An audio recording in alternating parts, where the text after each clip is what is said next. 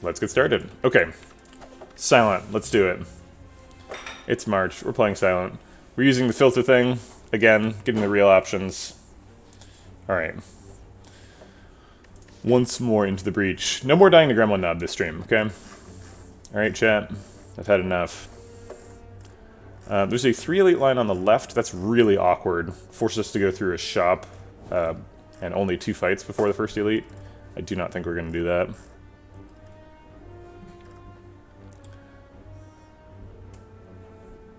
Nice. What's that seed mod? It's called Filter the Spire. I'm not using any filters. I'm not, like, trying to get Pandora's swaps or anything. I'm just don't want to have the stupid options. It guarantees that you always get the 4 options. It makes it so that you're playing seeded runs, and it generates random seeds until it finds one that matches the criteria. The only criteria you can impose is what the boss relic swaps are currently, but it's a mod that guarantee you die to Gremlin.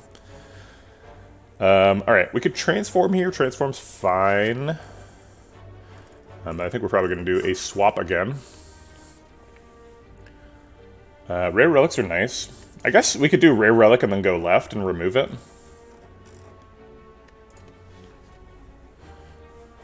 That's not bad.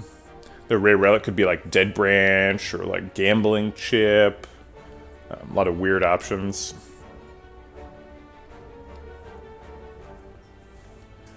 I would hate to do 3 elites and not be strong enough, though.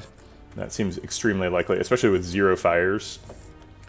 Seems like we would probably just die.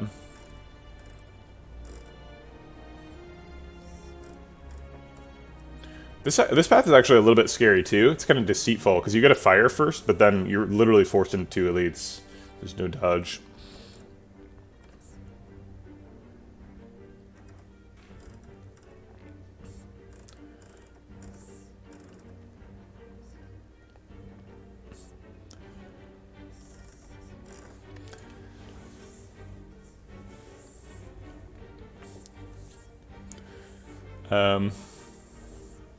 I don't know. Alright, let's do a swap. Let's see what it is. Pyramid. Alright. Pyramid.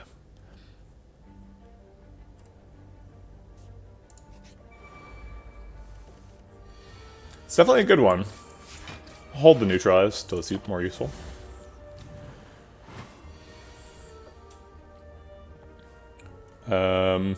Neutralize double strike to kill one, and then survivor the other one's damage. Sure.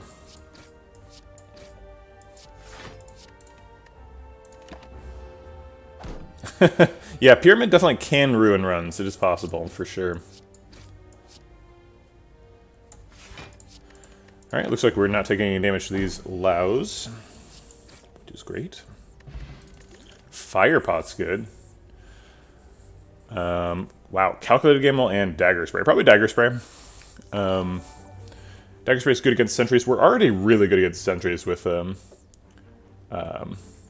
whatchamacallit, Pyramid.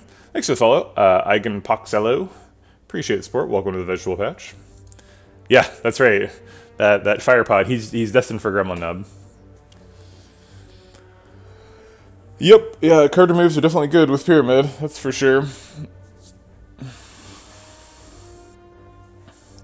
Yeah, Pyramid Pandora's Box is my happy place. All good cards. Draw your infinite combo. I think we take the attack here. We're doing 3 attacks and 2 question marks either way.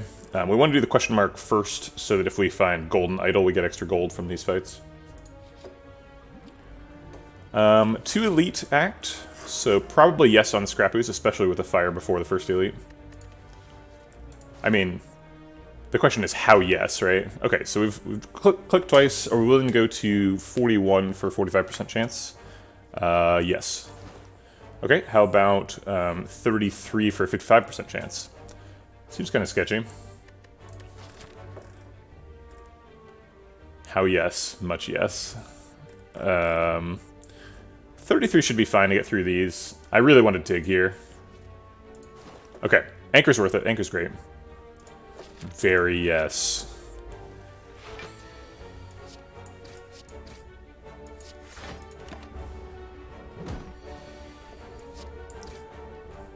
Survivor blocks out.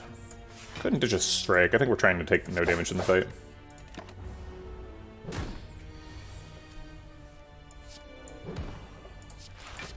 Okay, double defend and get a little bit of damage in. Slimes are a little bit scary in the fight, theoretically. Hold on. Have to look at Spitty's picture. Oh, it's a picture of a Slay the Spire run. Whoa, 38 cards. So you said you picked a pyramid and ruined it? It looks like you did fine. There's a Sneaky Strike. Sneaky Strike, excellent card with Pyramid. Line it up with Survivor every time if we want to. Seems great. The meanest jawworm in town. Block for 2 or strike. Good block for 2.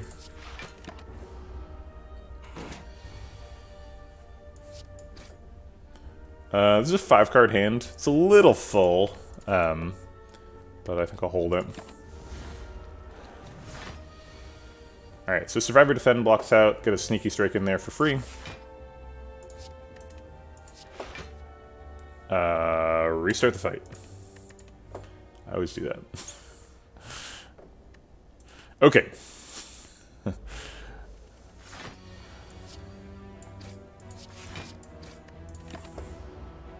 I hope I played the same ones. I probably didn't. So we did just strike this turn. Alright. Now we're going to actually play the Sneaky Strike. An innovation in Slay the Spire gameplay. Maybe should have played the Neutralize to get it shuffled. Consideration. Survivor Defend blocks out. However, we don't have Sneaky Strike in hand.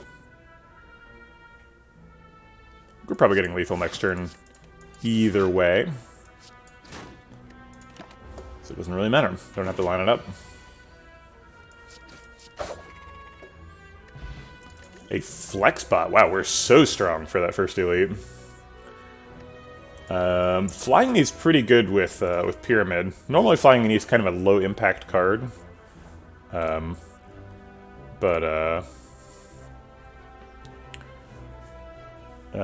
With a Pyramid, it costs virtually 0, does some damage. We can help stack up to get a big 4 energy turn for something. It's probably not too useful.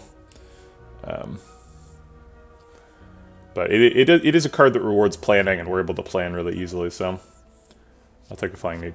I mean, it's better than Poison Stab, right? Is it better than Poison Stab? I believe we're against Slime Boss here, yeah. And Poison Stab's okay. Poison Stab does 9 damage, this does 8. But am I willing to pay 1 energy for, like, 3 more damage? Not really.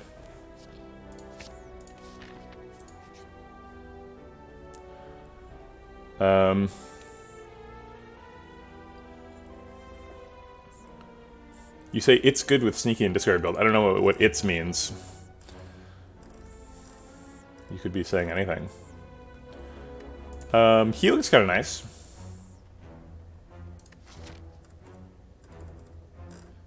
If we heal here, we can take an upgrade at the fire. So we'd go to 49, and then upgrade Neutralize, probably. Is Neutralize Plus really that valuable with Runic Pyramid? Because we can already line it up whenever we want to. Maybe it's like Sneaky Strike Plus. Or Dagger Spray Plus. Hey, Glade Pixie. Both of these get 4 extra damage. Dagger Spray's damage is to everyone. Yeah, I think I'm going to rest and take the Dagger Spray Plus. Yeah, you know, I used to post stream announcements in Discord. I can do that if that's helpful for people. I haven't heard a lot of demand for it. And it's really, I don't know, having a Discord that's full of only me saying, I'm going live now, is like really sad. It's just like screaming into the void. Pay attention to me! And I don't really want to give off that vibe. Seems kind of desperate. But if people need that to like if people want me to remind them that the stream is starting, then I will do it. But, you know.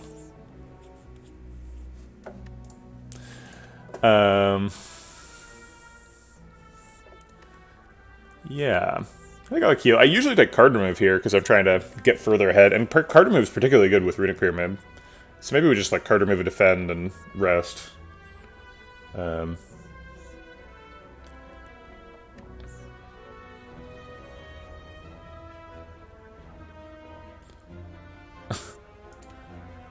Heal for free key. Wait, are you suggesting that we would take a red key here? That's ludicrous.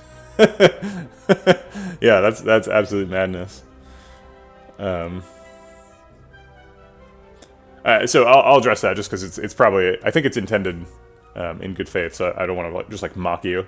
So the reason why we would never take key here is because we're on floor 5, right? This is floor 6. And so if we take an upgrade here, it has 49 floors to pay off, right? So this dagger spray, if we upgraded it, would do 2 extra damage every time we play it. We play it probably 3 times a fight, maybe 2 times on average.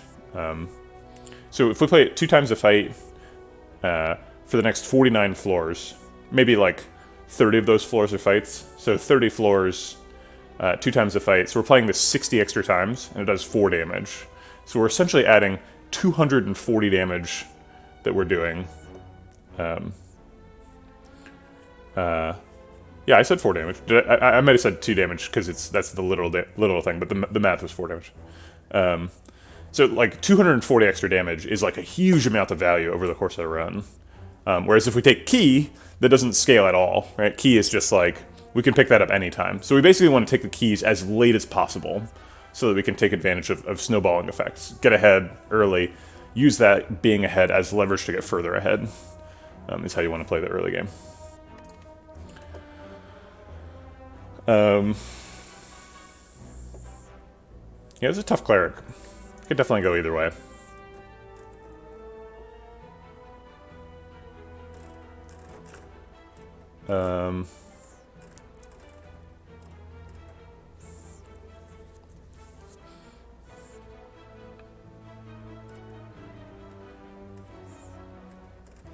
I think having an upgrade in the deck is better than removing a defend, right? We get to save a little bit extra money too.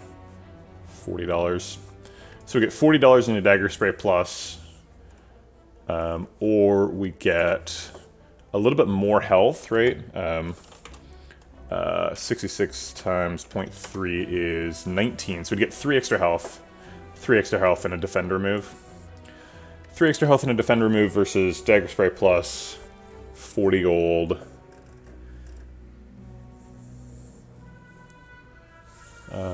Defend remove normally costs 75, right?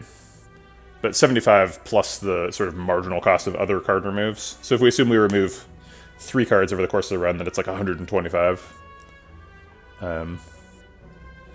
So like, the defender remove is pretty valuable. So it's defend remove and 3 health versus dagger spray plus and 40 gold, right? So the defend remove is kind of 125 gold. So instead of the dagger spray being 140 gold ahead, the defend remove is actually 85 gold ahead or something, right? So it's 85 gold and 3 health or a dagger spray plus.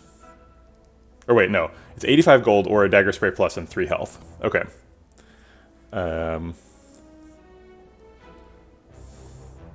Wait, no. 85 gold and 3 health versus a dagger spray plus.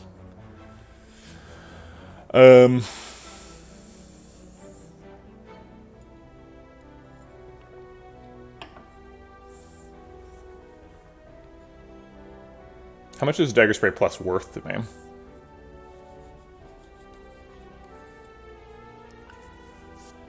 I don't know, like 60 to 100 gold. 100 gold is a lot for a dagger spray plus. I think I'm going to take the card remove. I wanted to do the dagger spray plus, but it's just not as good. So then we rest here so we can survive 2 elites. Or we could take an upgrade as well. I didn't really consider that line. These are really good potions. So maybe we can just sneak a cheeky upgrade in here. We have to do 2 hard pool fights and 2 elites before the fire. We're forced into the elite, there's no dodge. Seems kind of scary, but like, Pyramid's really good at elites. These potions are really good. I'm gonna try it. I'm gonna die in Act 1 again. That's the plan here. These gremlin up, great. Alright, triple strike seems fine. Save the flex spot for when it's hitting 4 total attacks at least. Could do that this turn. Or we could get greedy and do 5 attacks next turn. Survivor, Sneaky Strike, Dagger Sprays, 3. And then like 4-5 with the 2 strikes. Doesn't seem very likely. Yeah, I think we just use both potions right now. I think both potions now is probably lethal.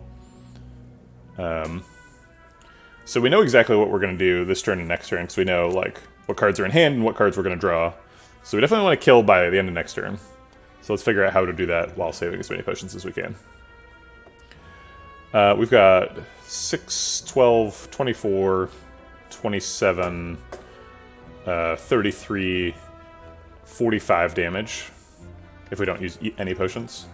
45 damage would put him at 25, so we can't just fire pot him to death. It's going to have to be the flex pot at least. Okay, so 45 plus 25 means flex pot on 5 targets kills him. Or flex pot on 5 cards kills him. Or 5 attacks, I don't know how to say this. So, can we still use all the attacks if we get 5 attacks next turn? So 1, 2, 3, 4, 5 we could do next turn, and then double strike this turn. If we double strike defend this turn, we have 4 cards in hand. We can double strike double defend, actually. So we take 4 damage in the fight and get lethal next turn. Spend only 1 potion. Seems pretty good. So it's double strike this turn. He goes down to 58. Hits us for 4. Wait, it should be... Can we afford strike neutralize this turn? Because that would do less damage then. Could do strike neutralize, triple defend. So then the turn after that we'd have to survivor, sneaky strike, double strike dagger spray. Which have 4 energy, so we should be able to... Wait, why do we have 4 energy? Oh, we only have 4 energy because of the flying knee.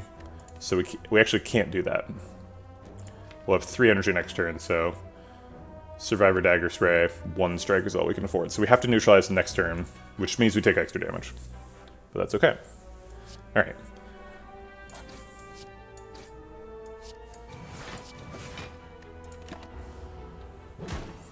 Kind of a weird line, but I like it.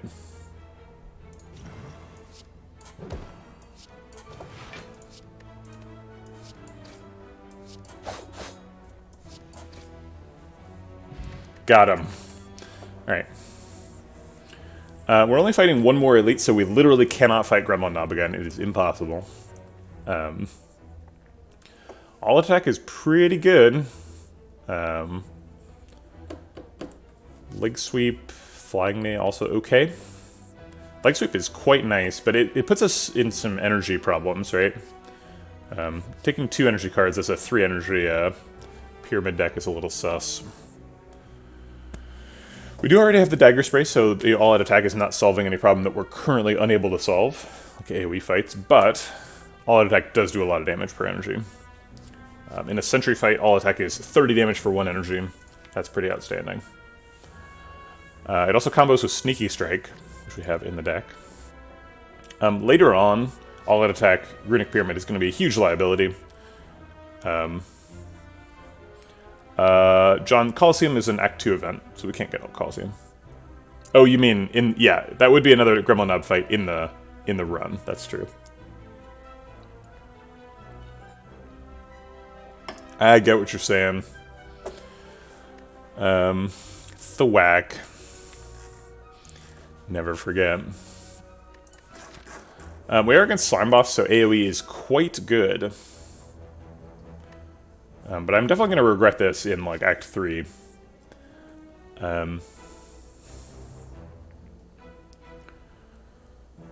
When it is going to discard a Wraith form. And I'm going to be like, no. Rube, clearly you've never watched the stream before. I will never skip Thwack. I just auto-click Thwack. It has to be done. You get so much stuff out of it. I literally, like, picked a Thwack fight that I, like, always lose the other day. Thinking back on it, I was like, oh, I guess I was supposed to skip that, but, like, I won't ever do it. I'm gonna fight those stupid slavers. I'm gonna take their stuff.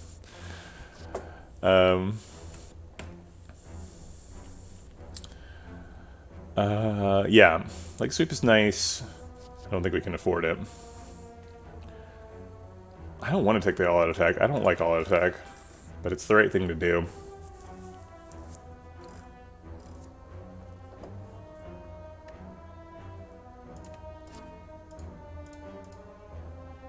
Weak is good. Weak is very nice, that's true.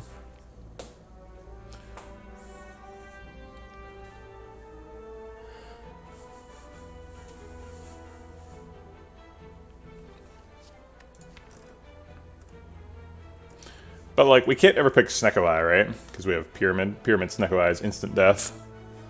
So, like, that leg sweep is always going to cost 2. And it's just going to create problems for us. That's so good, though. Is there a limit to that card? I think my limit is, like, usually 0. I'm like, not super excited about picking a Flying Knee. I did pick it because we, like, need it to fight elites early, but... I definitely don't want more of them. It's going to be one of those left 2 cards.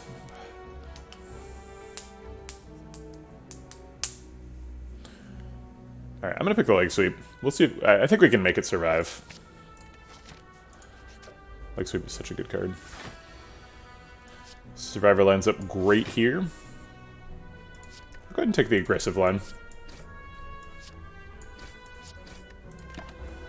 Yeah, leg sweep is such a good card. It's like hard to fault a leg sweep pick. Speaking of, let's try and take 0 here. We kind of want dagger spray for after the split. I guess it doesn't matter. Either before or after the split, it does the same damage. And I'll just hold the neutralize until a better time. Probably won't ever be a better time. Yeah, now is the time, right? Because he's weakening us now. All right, so let's do a split. Let's play the dagger spray. We're about to shuffle, so better get it in there.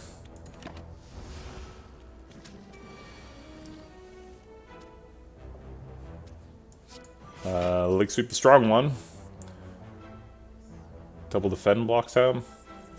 Just kind of waiting for dagger spray at that point. I guess the second defend only blocks for 1.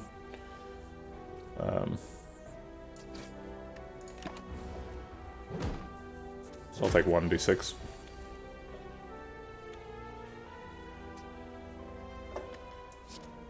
Let's go ahead and Survivor and Sneaky Strike, but who are we going to Sneaky Strike? I guess it's this one, even though it only has 1 damage. Because we're going to Dagger Spray.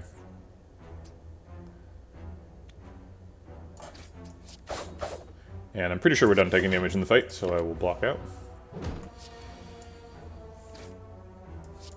Okay. That's right, sweeping our leg through a slime. Gross. Terror seems great. Setup and Deadly Poison are bad. Terrifying. Alright, I think we're probably going to this one for the extra fire. I don't see anything that compels us to not do that. Ooh, Art of War is super good with Runic Pyramid. Alright, Art of War makes me think the leg sweep pick was great.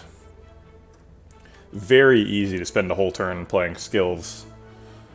So this is probably the best common, including usually the best common, which is preserved insect. Art of War is insane.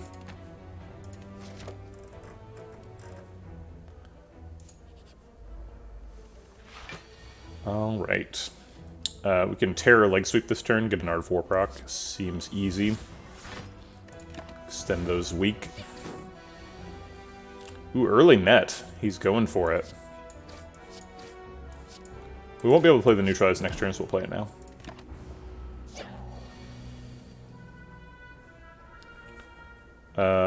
Double Defend blocks out. We'll just triple defend, just get a card out of hand. We're obviously going to have lethal next turn, so it doesn't matter.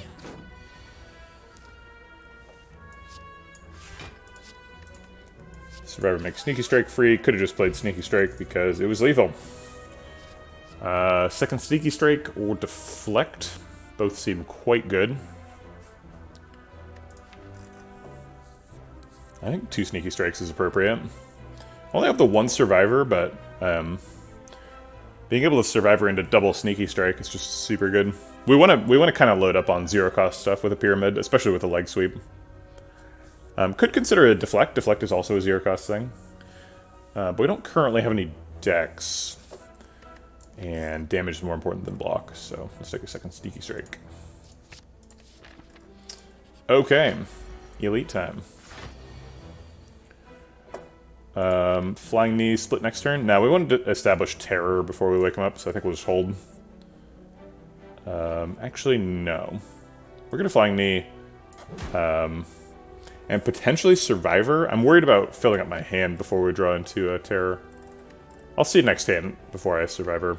Nothing. Okay, we got the Terror. Terror Leg Sweep.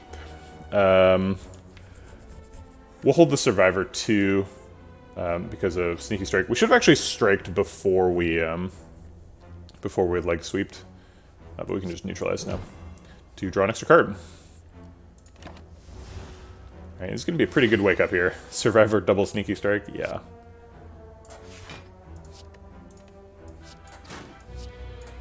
Wakey, wakey.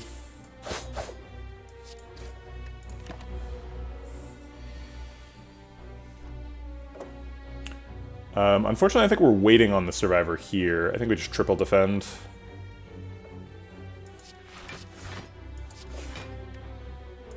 Try to draw both Sneaky Strikes. One will have to be good enough.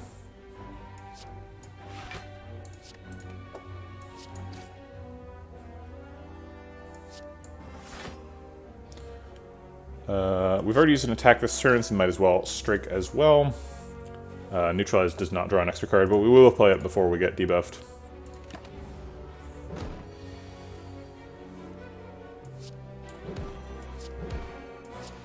Looks like we just have lethal. Okay, great. Perfect Lagavulin. Oh my god, Mummified Hand. Runic Pyramid, Art of War, Mummified Hand. Okay. Well, this run's gonna get really silly.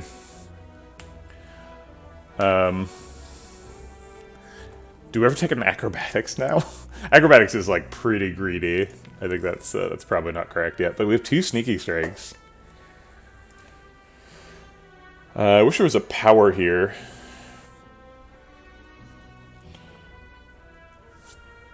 A little bit tough to skip Dash.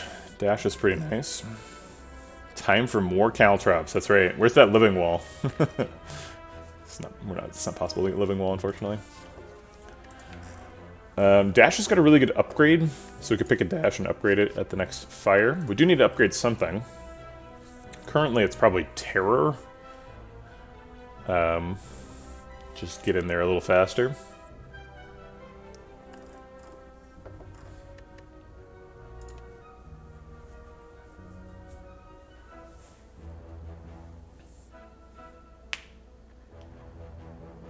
It's hard to say no to a Dash, though. Instead of our Heal Hook. How many cards are in the deck?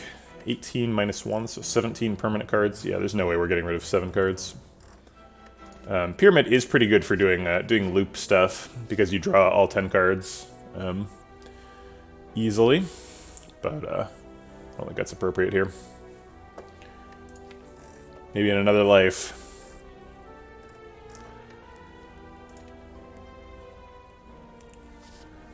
I could say no to dash.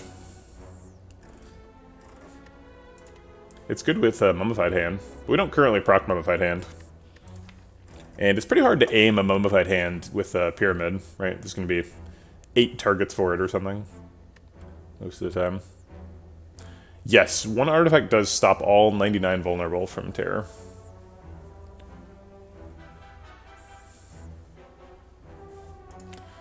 So you're going to want to use Neutralize or Leg Sweep, peel off those artifact charges before you try and do Terror. Sometimes you do use Terror to peel off an artifact charge for Leg Sweep, but rarely. Yeah, I don't like that artifact interaction. That specifically is my main objection to artifacts. I think that artifacts should go 1-to-1 with debuffs. If you have 50 artifact charges, you should still get 49 vulnerable from Terror. I mean, Terror would probably have to get adjusted, right? Terror should only have like 5 vulnerable. I don't understand why it's 99, other than for flavor reasons. Maybe 10. I mean, practically, 10 is the max you'll ever need, right? Could skip here. Skip is an option. I like dash quite a bit, though. Okay, I'll take a dash. And dash versus Terror for the upgrade. Let's go dash plus. More stuff.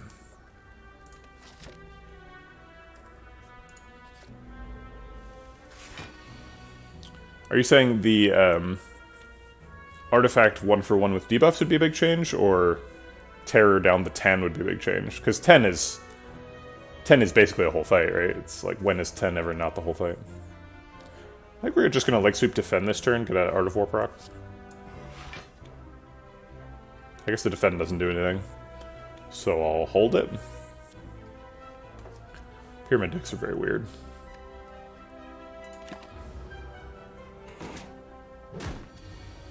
No, they really don't. Flintlock. It's, I mean, yeah, fights can sometimes go longer than 10.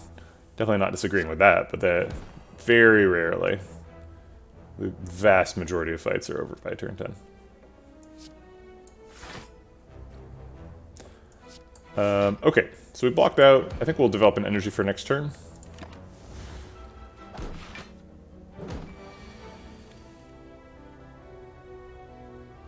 Let's go ahead and Terror on Jawworm. I want a Dagger Spray because we're about to shuffle. We could actually force ourselves to not shuffle here and only draw 4 cards. What would that look like? 3, 6, 8 cards in hand, so we'd play 2 more cards, probably both strikes. Do 18 damage to Jawworm. We're just passing up lethal on Jawworm for no reason at that point. This is already lethal.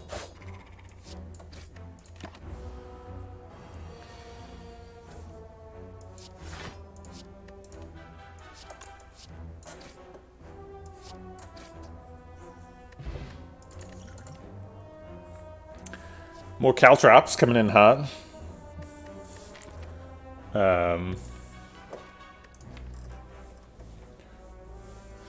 The Piercing Whale is pretty good on Pyramid.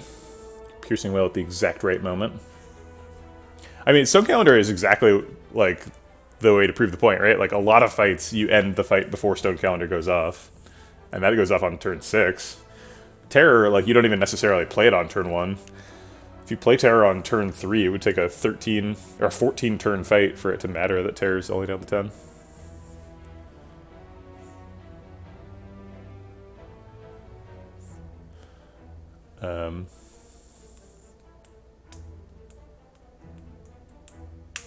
Even boss fights are almost always over by turn 10. Like a lot of times you're trying to end a boss fight on like turn 5 or 6. It's like, yeah, you can have super long fights, definitely. Against Awakened one in particular, there's a lot of times you pause him, right? Yeah, Awakened one and Champ, I would say, have the longest fights in the game.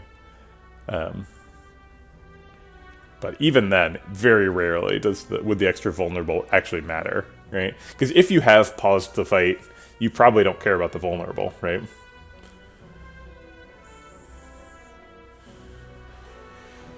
Caltrops is super damage and card efficient, but not particularly good against Slime Boss in particular. Dagger Throw is an extra activator for our sneaky strikes, which seems like kind of a big deal. But we kind of have a lot of damage, so I don't really super feel like I need a Dagger Throw.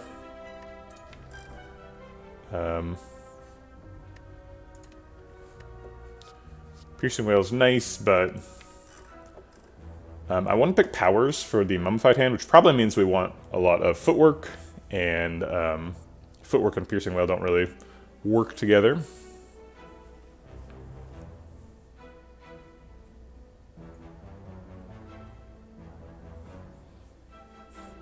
Yeah, yeah. If a fight is going more than 10 turns, I wouldn't say you're necessarily deliberately stalling.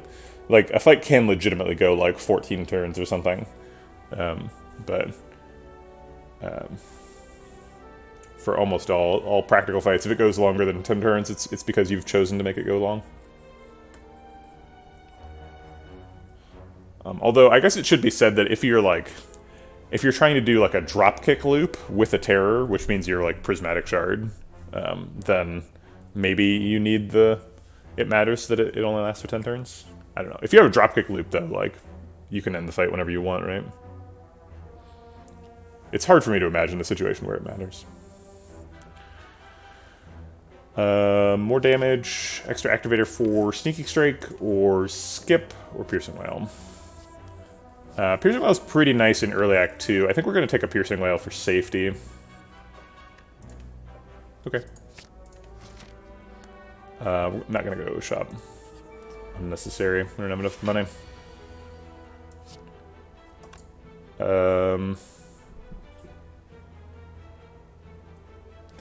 Dash seems like a big defensive tool to get for just one block.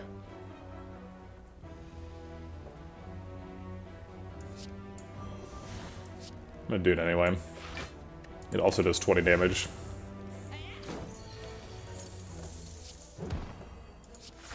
Pretty sure we're trying to take 0 damage in this fight. We've already done that attack, so might as well find me. Yeah, easy. Okay. Drat, we've overflowed our potions. Burst is super good with Pyramid because we can always line it up. Not really anything we're interested in lining it up with currently. Like Survivor and Piercing Wail, Leg Sweep, I guess. But eventually, like, Apparitions and stuff. I feel like I've never seen a Crippling Cloud. I feel like I've played all March just Silent and never seen a single Crippling Cloud. I don't know what the deal is with no Crippling Clouds. Hard for me to imagine skipping a burst. It's definitely... I think I should value it higher than I do. Skip, in this case. But boy, is it hard for me to turn down the burst. Even Deflect, actually, is pretty reasonable here. Deflect is an invalid target for Art of War, costs 0, so we don't get our hand full with Pyramid. Combos with Footwork for the Mummified Hand. It's good stuff. I think I'm going to take a Burst. Burst and Art of War surely will find some way to be good, right? Liquid Memories versus second Fire Pot. I think I like 2 Fire Pots here. Liquid Memories on, like, Dash is pretty nice. Leg Sweep.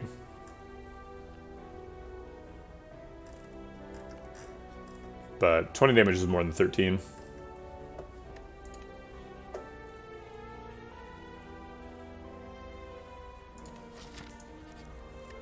Alright, let's grab an upgrade. Probably on Burst. Burst does twice as much stuff when you upgrade it. Other upgrades, Terror gets a little cheaper. We could get some damage on a Sneaky Strike. It's probably not worth. Leg Sweep has a really high draw and played rate. Sometimes we play it more than we draw it, because of the Burst now. I think it's going to be Burst. LM into Sneaky Strike is energy positive with a discard. What? LM. No idea what LM is there. Oh, Liquid Memories, sure. Yeah,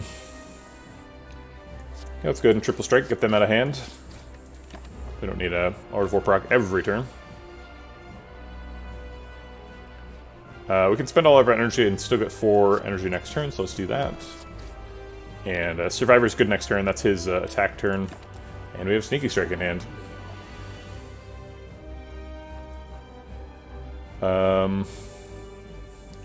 So we have 40 damage in Fire Pots. We can definitely split this turn if we want. Do we want? Max damage is double Fire Pot, Terror, Sneaky Strike. That would do 18. 18 plus 40 is 58. 112 minus 58 is like 64. Still not a great split.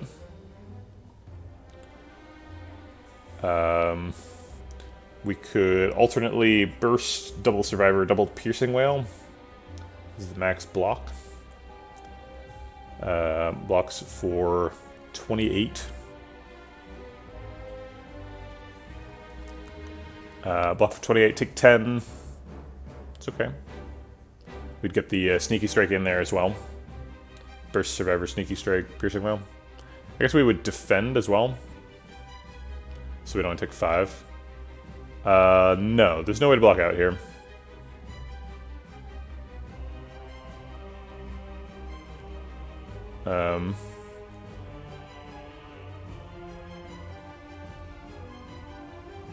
Yeah, I think we are going to block, though.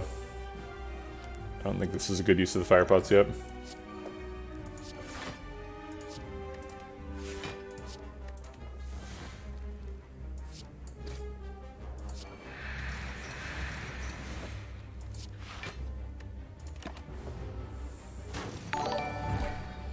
Thanks for the subscription, Stixie. Appreciate it.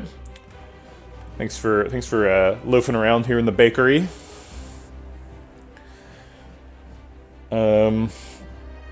I really do not want this next round of slimes. Can we avoid this? We can. So maybe like Dagger Spray, Dash, Double Fire Pot. It's a lot of damage. 12 plus 13 is 25. And thanks for saying good morning. Good morning to you as well. Sorry I missed the actual message. 7 months. It's a long time. Coconut appreciates it. So we would do, let's see, this is 25 damage, 25 damage, 12 plus 13 is 25. So we put him to exactly 75, and then double Fire Pot to put him to 35. Yeah, I was thinking about the Terror. I don't know what to do with the Terror. I mean, if we Terror, we only get to do one of the two, which makes it definitely worse. If we wanted to Terror, we'd probably, like, Terror Sneaky Strike this turn and set up, like, Dagger Spray Dash next turn. Which is not bad. Or I guess Terror Dash, right? Because then we could line up Sneaky Strike with Survivor next turn. There's not really any point in saving Terror. Terror does not affect the Fire Pots. Yeah, I think I like just Terror Dash now.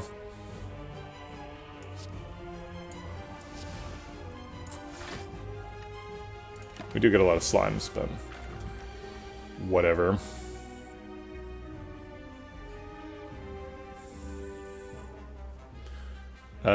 He's just preparing, so we can also prepare. Just play double slime, defend to draw extra cards. Get extra energy next turn. Sure. We do overdraw by 1, but that's okay. Slime Crush. Okay, we did not redraw the Survivor, unfortunately.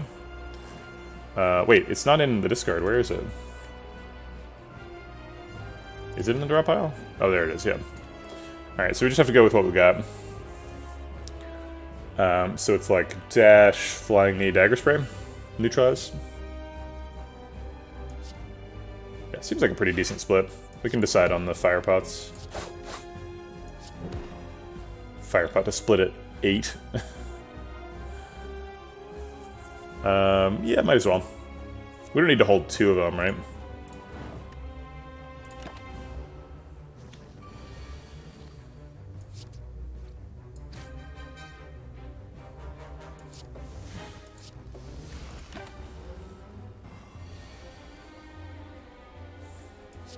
Kind of just messing with him. I want to just kill him in 1 hit. I don't want to set him up. Alright, there it is. Okay. Grand Finale is super easy to set up with Runic Pyramid. Let's do Grand Finale deck.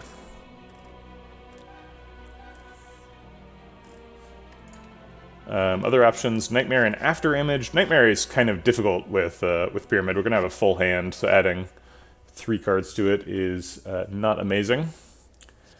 After Image is a bit weird. Deck is thick? No, not really. Yeah, I think we're definitely picking Grand Finale, right? Like we need a damage engine. We've got a terror Grand Finale is great. Burst leg sweep blocks out until we get the Grand Finale. Seems like an amazing line. I like it. We do extra damage on our Grand Finale.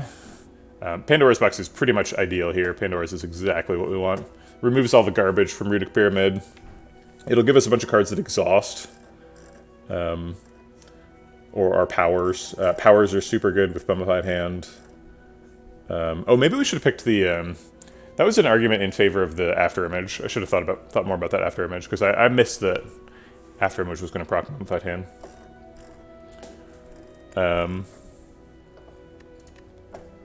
So get rid of all the garbage, draw some cards, get some exhaust synergies, or discard synergies, not exhaust.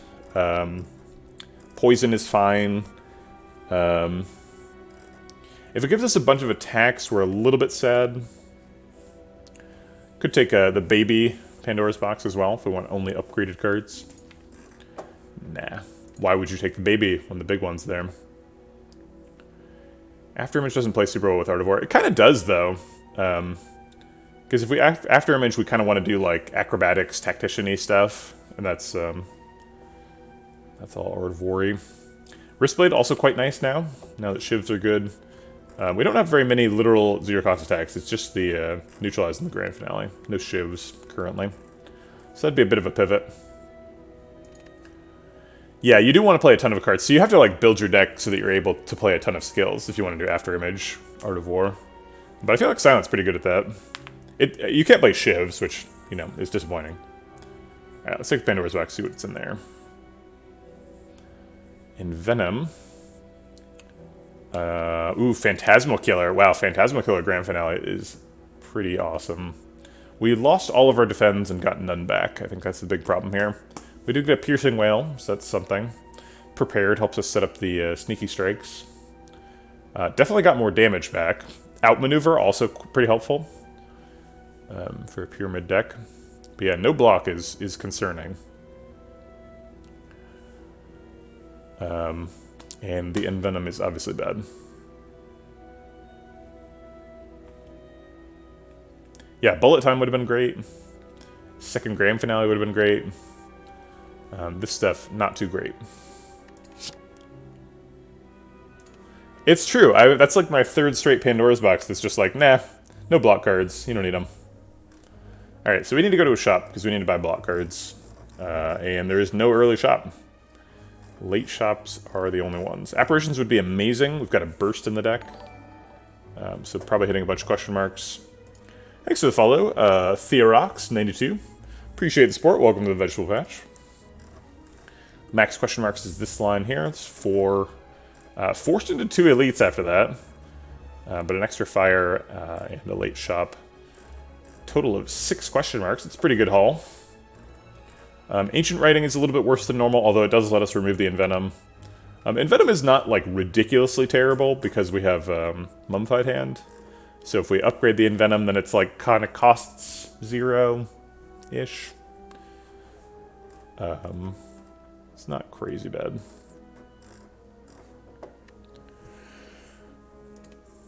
Alright, let's get started. Let's get in there. I guess Piercing Well and Venom. But then that's going to make one of these two cost 0, and I'm going to want to play it. I guess I'll play Envenom and see what it hits.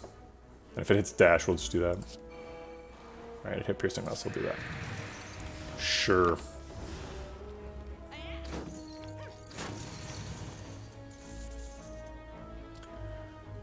Good Burst Piercing Whale.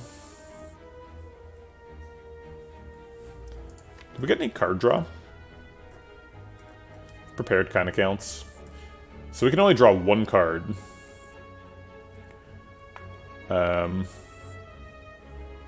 So we're probably never playing Grand Finale. Grand Finale is currently a curse. Alright, let's just get a bunch of energy next turn. Alright, we have 4 extra energy next turn, so... that's true, we could have bursted the... That's a good point. Could have bursted the Prepared to get it in 2 turns. We have 4 energy next turn, so we don't care about Art of War, so I'm just gonna... stab that guy. Riddle with Holes in Venom is kind of pog. It's mostly just silly, but... Alright, so he's hitting for 18, so we just kill him. I think he's the plan. Riddle ends up doing 4 times 5, so 20 damage. So he needs 17 more damage. 17 plus 14. So we need 3 more, so then 1 of the Blade Dance, sure.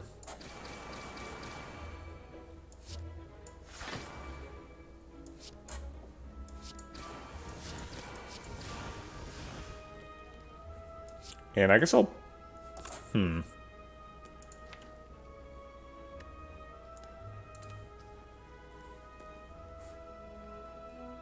We can actually do a guaranteed Grand Finale finish, right? We just need to set it up so that we leave 3 cards in hand, and then in 2 turns we kill... No, wait, he's running away next turn. We can't plan on that. Never mind. This is useless.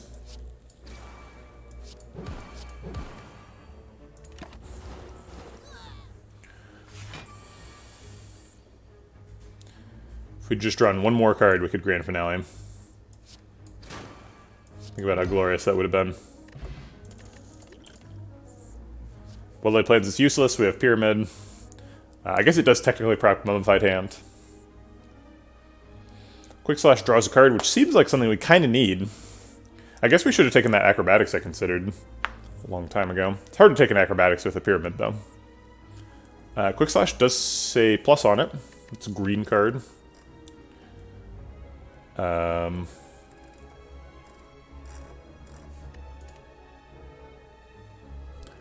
Slice cost 0.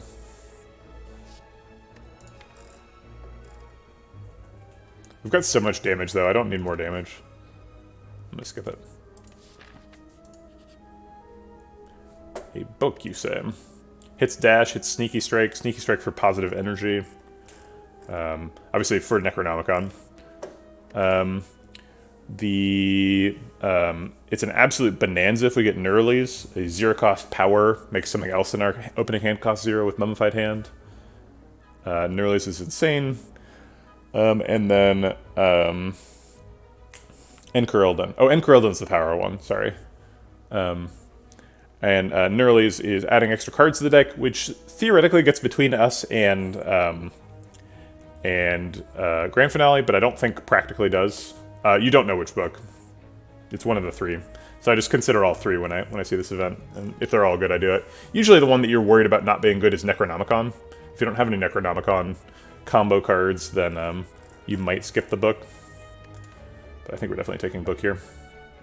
Especially, it lets us sacrifice a little bit of health. So if we get apparitions on one of these floors, we don't lose that health. It is Necronomicon. Okay. The Necronomic Curse is a bit bad. We need to discard that, but we've got a couple cards to do that already. We could heal or choose a card. The cards we're looking for are mostly powers. So we're really just looking for like footwork. I guess we need block cards, huh? So we should read. Okay, give me some block cards.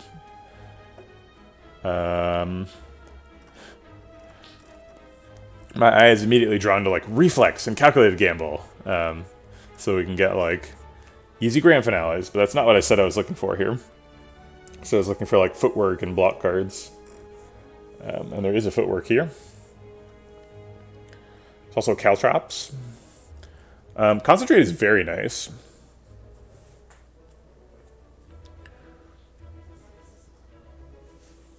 Blur would have been good. True. Footwork, I think, currently is not good enough because we don't have any block cards. I'm a little bit afraid of getting caught in this loop where I don't take footwork and then I don't take block cards because I don't have any decks. You know. Yeah, concentrate is usually good, I would say. It's definitely situational, but you can usually find a spot for it. I think it might be calculated gamble here. I don't see any, like... There's no leg sweep here. No blur. Could pick dodge and roll, but I'm not very excited about it. Calculated gamble, like, gives us...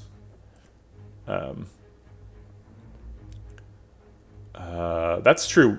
Actually, YTI raises a great point. We should definitely pick dash because we have Necronomicon. Great point. Dash is our block. I was looking for burst combos, but we should definitely pick the dash. YTI is 100% correct. We do already have 3 2-cost attacks, a dash and 2 sneaky strikes. So we're not, like, desperate for more of them. But it's so good. We want to be playing one every turn, so... great call out.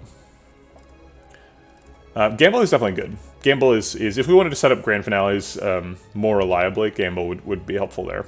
As would Reflex, for that matter.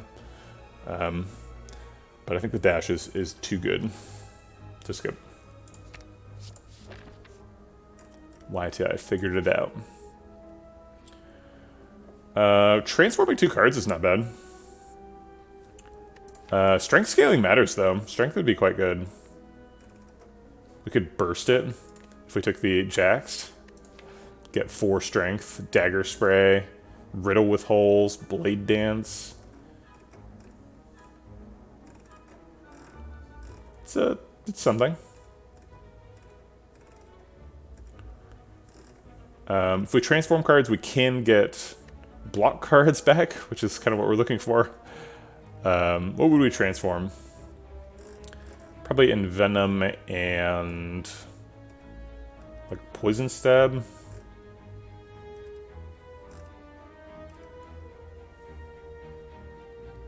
Yeah. Maybe Flying Knee instead of Poison Stab? Definitely Envenom and then like something else. Maybe Riddle. No, Riddle gets Necronomicon value. I didn't even list Riddle earlier. I was like, dash, 2 sneaky strikes, and that's it. That's it, Riddle. I don't know. I mean, Envenom, Necronomicon, Riddle with Holes is like, we could kill people with that. No. So, okay, 2 things. Number 1, if we click Transform, Necronomicon will not be on the list because there's no escape, so you can't remove it or transform it. Number 2, if we did transform it, it would transform into another curse. Because when you transform a card, you get the same type of card back. So if you transform a colorless card, you get a colorless card back.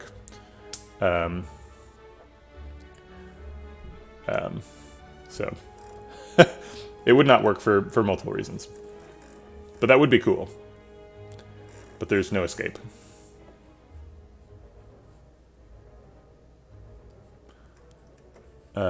Could transform the Prepared. Prepared is not amazing. Does set up the sneaky strikes and helps the grand finale a little bit.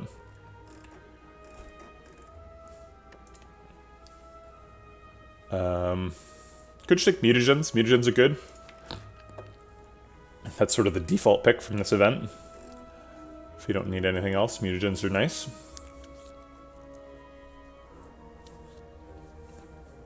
That's true. Yeah, if you could transform it, you could transform it into a non-Necronomicon. You can get rid of the... oh no, I was going to say something false, but it's not true.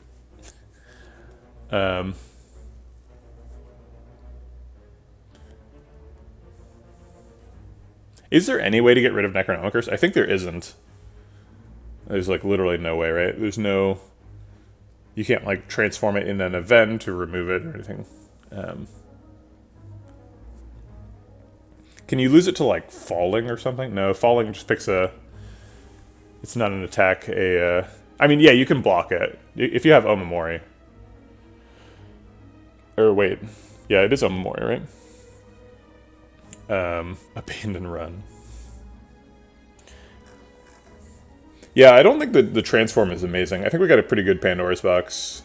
That's not really true, is it?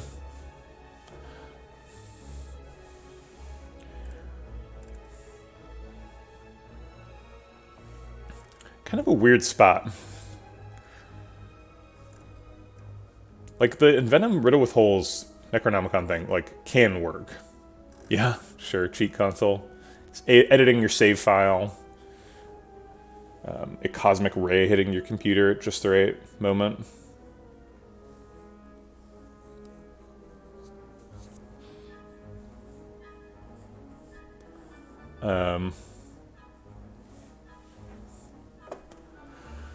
I'm just not that excited about Transform.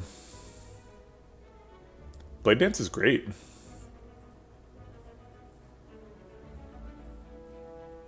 It's definitely better than Poison Stab. It's fair. We could have hand size issues.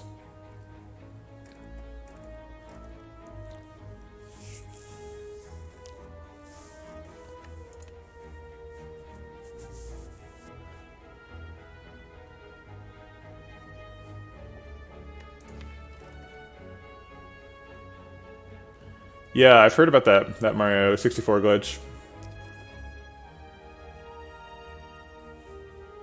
Could be.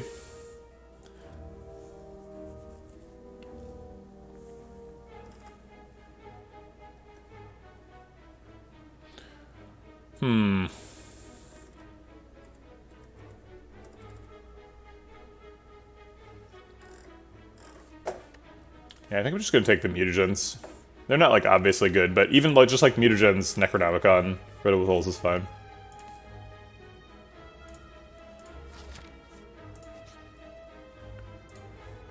Do we want a Ritual Dagger? Very easy to set up with Runic Pyramid. But it's just, like, it's more damage. The deck has so much damage.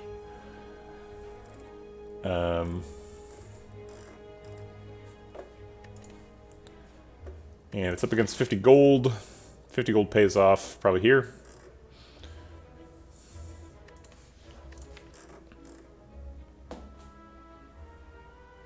I mean, we have a Phantasmal Killer, right? Phantasmal Killer into Ritual Dagger seems pretty good. We immediately go into 2 elite fights, though, which is very difficult to proc Ritual Dagger in those fights. We're likely to only get, like, 1 more hallway fight before Champ. So I think just because of pathing, we're going to skip this. It's very difficult to proc, and I don't want to go to Act 3 with a, 21 damage Ritual Dagger.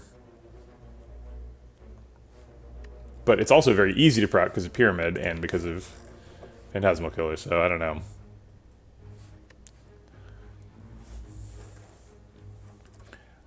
We probably don't proc it in... Let's see, can we proc it in Slavers? If we, like, Terror 1 and then Double Dash. Double Dash does 19 times 2, so it does, like, 38, yeah. 38 plus 15 kills a Slaver. We definitely can't Grand Finale and then use it, because Grand Finale kills all the Slavers. I guess it doesn't, actually. Grand Finale leaves a Taskmaster in range.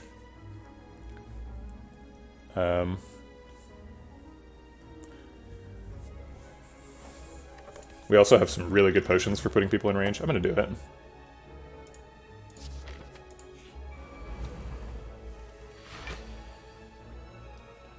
Okay. Well, extra health. Riddle with Holes is 60 damage. Seems kind of busted. We take 4, but that's fine.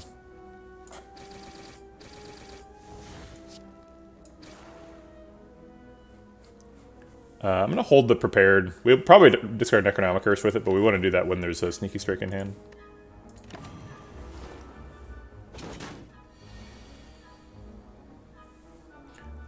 Dash blocks out this turn. Let's go ahead and set up the Terror. And now we're in a position where we're overdrawing. think that's okay. I'll let myself overdraw.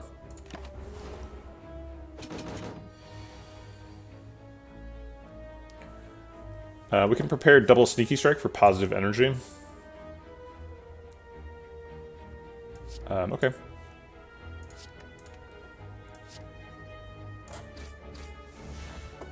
Almost in Ritual Dagger range. In fact, we are in Ritual Dagger range.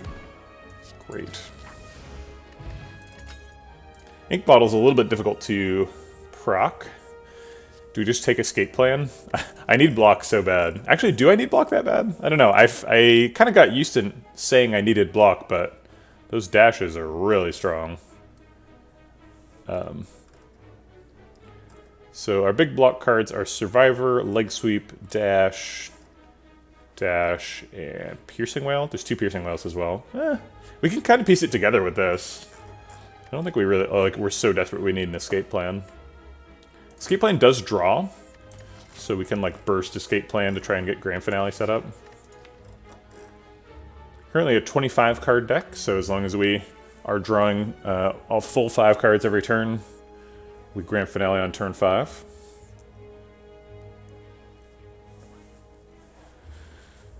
Seems pretty doable. Escape Plan, we just need to play it once. I guess that means we don't get to play Prepared, which is kind of weird. So if we added a card, we'd get to play either Prepared or Escape Plan.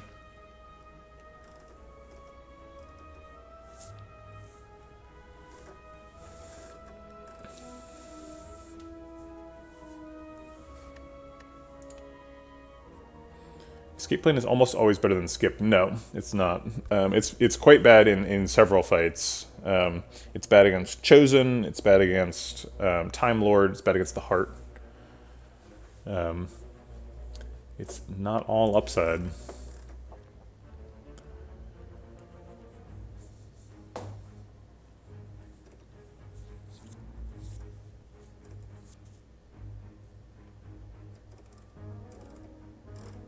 I can absolutely call it bad.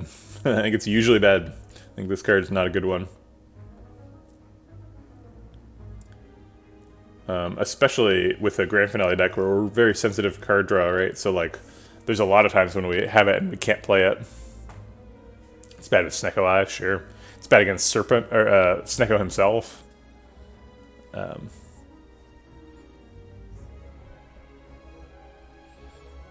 And, like, Time Lord and the Heart are, like, some of the hardest fights in the game, right? If you're taking a card that's bad against the hardest fights in the game, you're kind of just shooting yourself in the foot. Obviously, we're not picking Snecko Eye with this deck because we have a Pyramid, but still. It's the principle.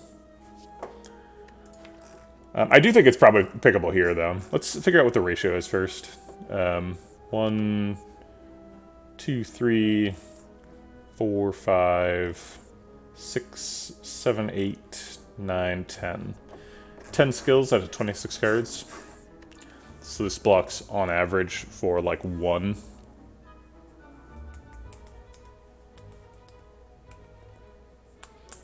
That's a... Chewbacca, I don't understand your sentiment. Why does Pyramid make Time Eater harder? Pyramid isn't even very good against Time Eater. He puts slimes in your deck, and you have to hold the slimes forever. Unless you play them. I mean, this deck is good, so I think this deck is sort of well-prepared, well-positioned for the Act 3 bosses, but like I don't understand why Pyramid specifically makes it easier. I'm gonna take an Escape Plan. Seems like we can probably afford an upgrade. We only have to get through one fight, and then there's a fire if we get hurt. It'd be nice to upgrade in Venom. Costs a lot at present. Ritual Dagger has a good upgrade. Get that meta scaling up. Grand Finale could use an upgrade. Terror's upgrade is just as good as in Venom, basically. We can time our Piercing Whales. That's a good point. But like, also we have to play cards if we want to draw cards, and it's hard to play cards in the Time Eater fight because you upgrade his clock, right? So we can find ourselves in a situation where our hand is just like prepared, escape plan, outmaneuver, and venom, right? And nothing good, and we have to like play those cards. Phantasma Killer also costs 0. Phantasma Killer is probably a better upgrade than Terror, right? We're pretty energy constrained, so I think it's probably going to be one of the energy upgrades over Ritual Dagger or Dash.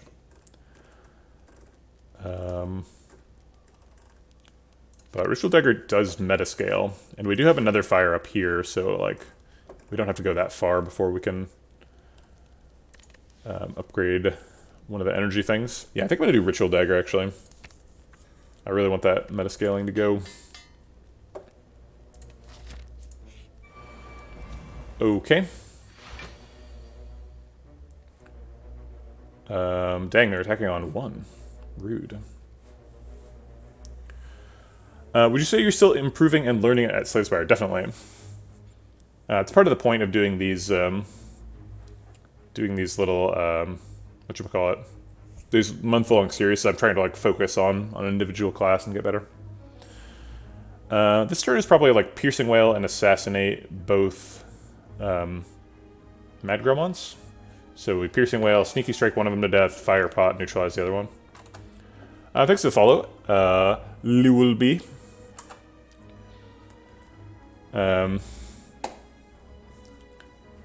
Yeah, I think that's definitely the line. It seems like a great line. Okay. Take 0. How many hours have you put in Slay the Spire? I don't have an accurate answer to that. Steam says that I've played 3,700 hours. But some of that is leaving the game running. Times that shouldn't be counted.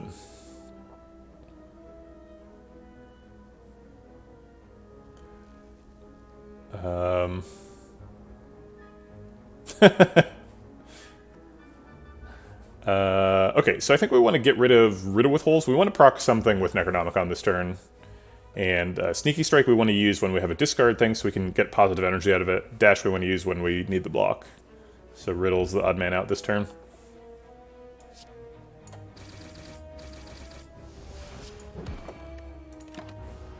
Why are there 2 Flying Knaves in this deck? Okay.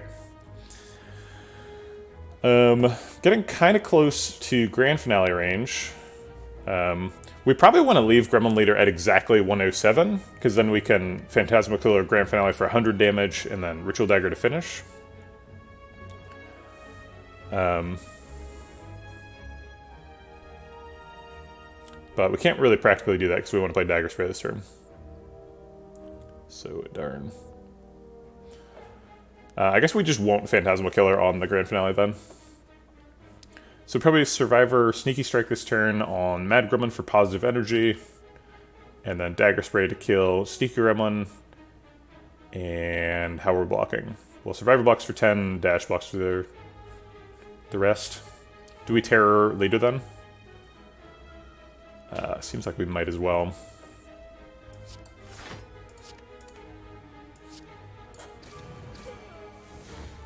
Forgot about the Ink Bottle. Ink Bottle, Grand Finale is my nemesis. I'm always like counting how many cards I need to draw, and then Ink Bottle messes it up, and I'm like, oh no. That's happening.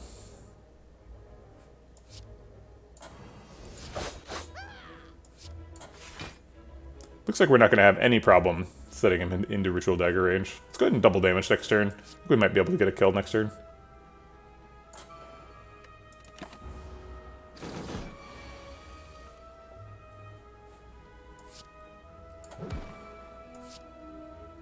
Easy. We want to set up Ink Bottle.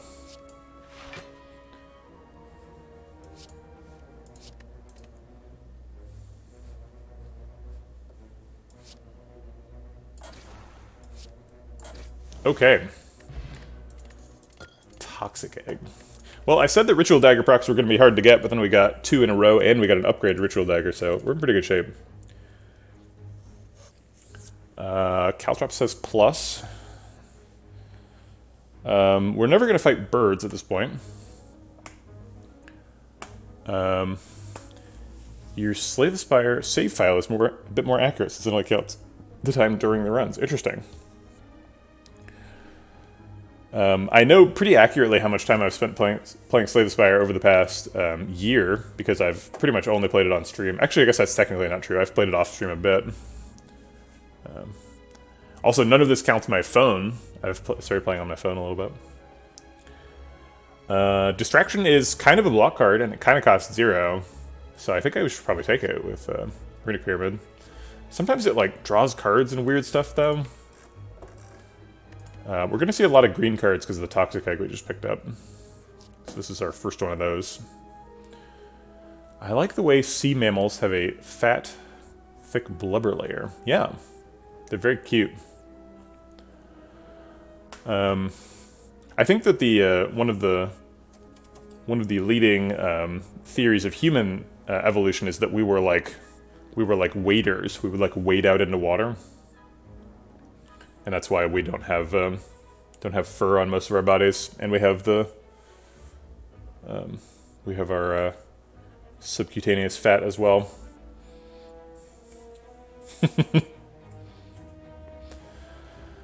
Playing on my phone right now while watching your stream. It's been eating my sleep hours. Oh no! Go to sleep, Tets. Sleep hygiene is very important. I have recently been playing Satisfactory with my brother, and man, that thing it's been very difficult to find time to sleep also. It's a game that's like, it's all about figuring out what the next thing to do is, and because of that you often like have a big checklist of like, okay, I'm gonna go pick up copper sheets from this factory, and then I'm gonna take it back to the beach, and I'm gonna build a coal plant with it, right? Or I'm going to build the pipes to my cold plant. Sorry. And because that list is you're always managing that list and adding things to it, and like things take longer than you think, you're always like, it's hard to stop playing. It's very addictive. I have played Factorio. Factorio did not catch me. I played Factorio and I was mostly like, yeah, it's a factory game. I've played these before. Whatever. I don't understand why, both Factorio and Satisfactory, why do they have enemies? What is the point of having enemies in a factory game? Nobody wants them. Like, why do people keep making them? It's not a survival game. I'm trying to build a factory here. Get these stupid monsters out of here. It's bizarre. Yeah, you can turn them off, but then it, like, I don't know. It's true. Yeah, like, I don't want to kill aliens, but they're all, like, only aggressive. I guess they're not all aggressive, right? Because, some of them are just, like, little birds that walk around. They're, like, giant. I don't understand what they are. The things with the ridiculously tiny heads and the spherical bodies. Those things don't fight. Yeah, I've played Loop Hero. I've actually played Loop Hero on stream the other day. I don't think we need the damage from Caltrops, and I don't think we need the block from Distraction, so I think we're just skipping here.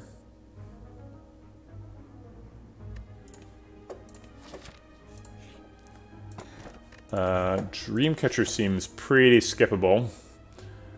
Doesn't feel like we're going to rest anytime soon. We might rest here.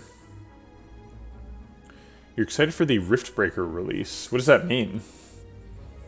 Is that the next, I saw that there was a teaser for the next expansion, but I haven't, or the next update, but I haven't checked it out yet. Seems like a key. Like, this is like 1 or 2 card rewards. Key is pretty easy. Oh, it's a new game. I could imagine resting here, but 31 I think I feel pretty comfortable. Okay, so we got the meta-scaling upgrade. So now we get to choose, like, Phantasma Killer, Terror, and Venom or something. Make the deck cheaper. We're going to choose Dash, get extra block, Grand Finale, extra damage. Prepared, extra card draw. Burst Prepared Plus is, like, pretty serious. It starts feeling like an Acrobatics. I guess if there's going to be a Prepared in the deck, maybe it should be a Prepared Plus. Kind of a mix of survival, hack and slash, and base building. Doesn't sound like it's up my alley, but I guess I'll make a note of it. Whenever somebody mentions a game, I want to be aware of it.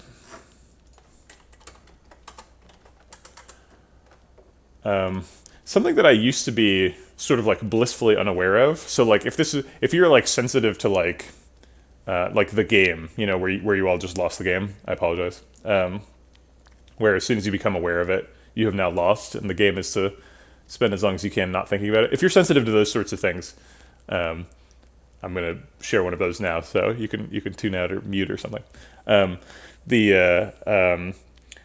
Something that I'm like super hyper aware of is is marketing, right? Because I'm trying to make video games, right, and sell them to people.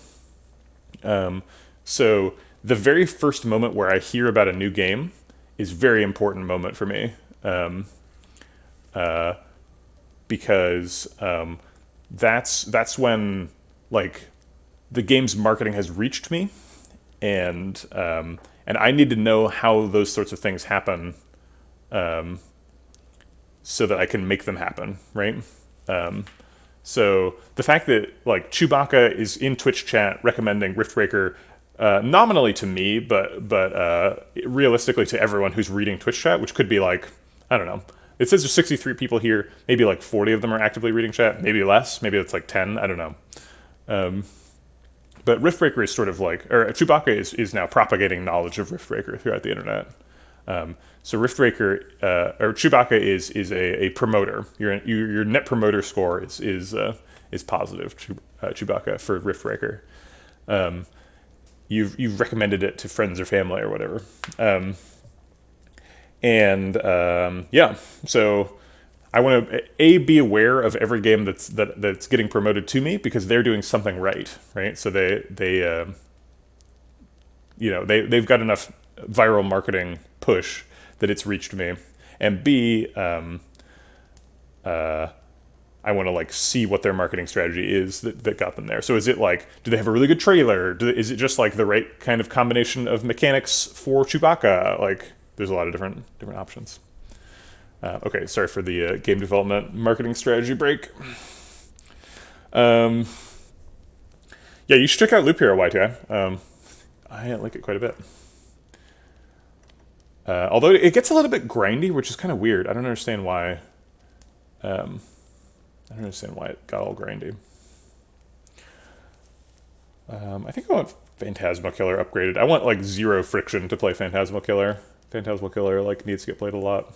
Same with Terror, but one of those two.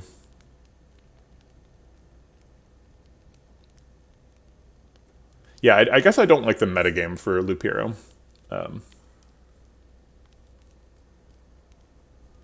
Thanks, YTI. Yeah, there's definitely some weird decisions around the resource management. Like when you very first start playing the game, you're like, oh, I just want to put stuff down and then walk through it to take the resource out. And then you realize like those resources are useless. The only resources that mean anything are killing bosses. And then, yeah, I don't want to farm loops. I don't understand that at all. So Terror is really important to play once per fight. Phantasmal Killer is important to play as often as it's in hand. Terror probably does more damage than Phantasmal Killer, since Terror adds 50% damage to every subsequent attack, basically. And Phantasmal Killer only doubles the damage, like, a fifth of the time, basically, right? Because it's only in hand a fifth of the time. And it probably doubles more damage than normal the turn after, right? Because we, like, stack damage onto the Phantasmal Killer turn. But still, it's not 50% bonus to total damage. I think the reason to upgrade Phantasmal Killer is we need to keep the deck cost low, and Phantasmal Killer gets played multiple times. So I do that.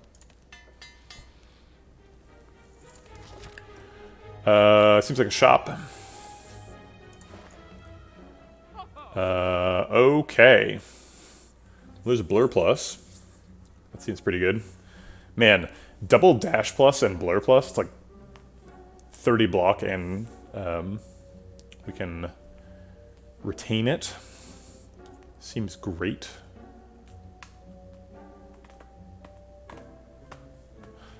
Ornamental Fan actually does quite a bit here. Ornamental Fan with Necronomicon, surprisingly effective at getting your proc. I think the blur is almost certainly happening. Well-laid plans is never happening. Reflex Plus draws a lot of cards. If we do end up in a position where we're trying to set up grand finales pretty regularly, it does seem like Reflex Plus would be a pretty important part. With like the prepared and stuff.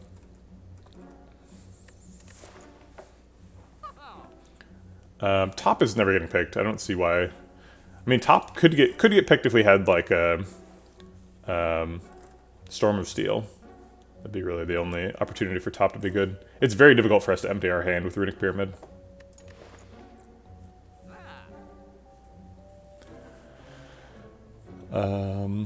Dagger Throw is card draw. So is Predator. A lot of card draw here. We could draw 1, 2, or 3 cards. So if we do Blur, Fan, and card remove, what do we got left? So it's that costs 308, 308, 383. So nothing left. So that's the whole shop, I think. Don't have enough left for Reflex, and Reflex is kind of sketchy anyway. Okay. Very well. And probably removing the Poison Stab. That's the weakest card in the deck. Maybe Envenom, but Envenom's got Mummified Hand, Juju. This is kind of a weird deck, because the Mummified Hand and the Necronomicon fight a little bit. Like, we don't want to decost our dash down to 0, because then we can only play it once a turn.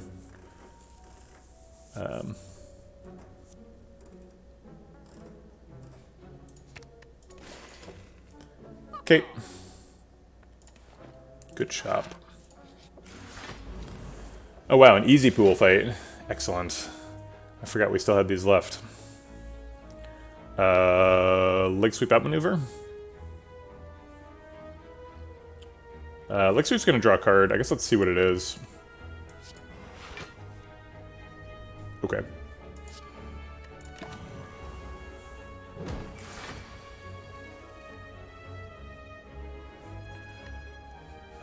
Double dash walks out. Double dash blur. We can double dash burst blur. For the sweet blurricade.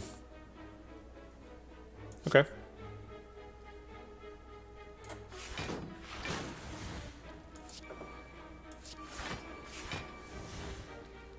Yeah, I might as well play Envenom. Could Piercing Wail to retain 6 more block, but Parasite has a multi-attack, so might as well save it for that.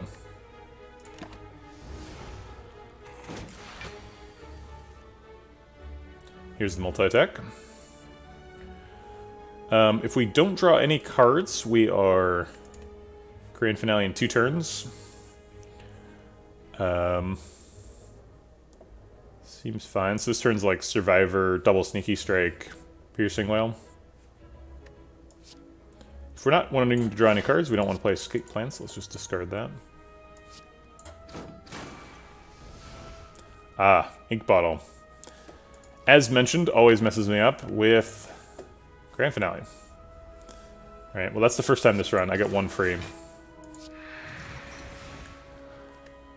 Okay, how do we set it back up? We have to overdraw by 1 card on 1 turn.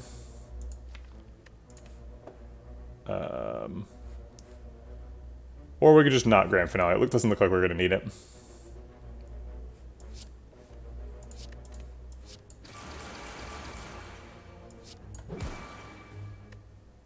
Yeah, we can just Ritual Dagger like next turn.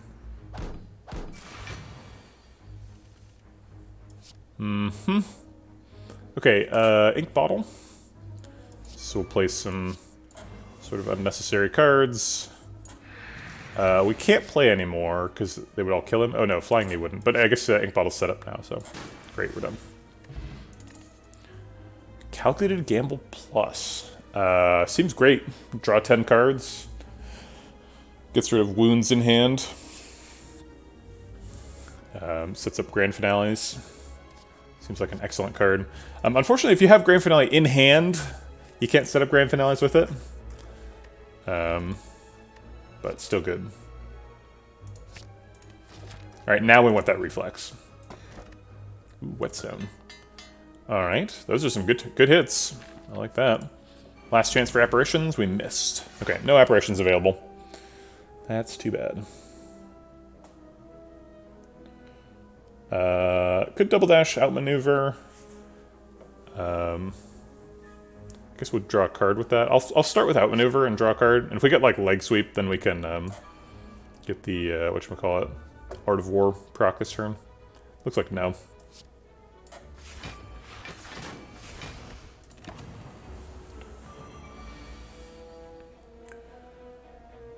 Piercing Wail does most of the work blocking this turn.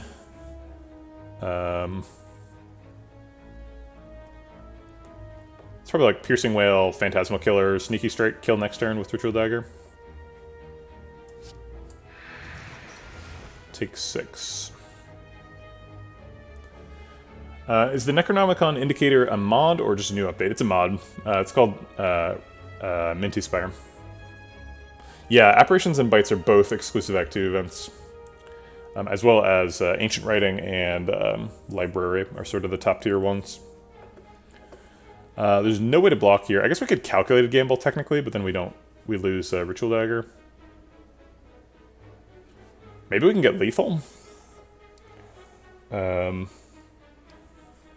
I don't think so.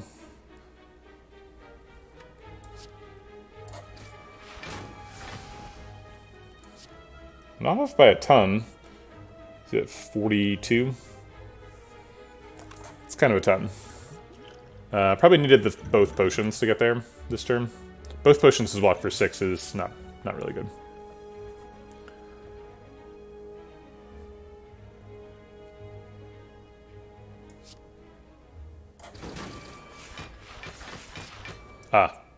Make that 2. Both potions is blocked for 2. Definitely not where you want to be. Okay. We've got double damage. We've got Terror. Ritual Dagger is way enough damage. And we've got Ink Bottle. This escape plan says plus on it. Escape plan plus is quite a bit better than regular escape plan. We've also shifted pretty significantly towards skills as of late. Added quite a few skills to the deck, so the hit rate is higher. We've got 1, 2, 3, 4, 5, 6, 7, 8, 9, 10, 11, 12, 13 skills out of a 27 card deck. This would be 14 out of 28 for exactly 50%. Nice.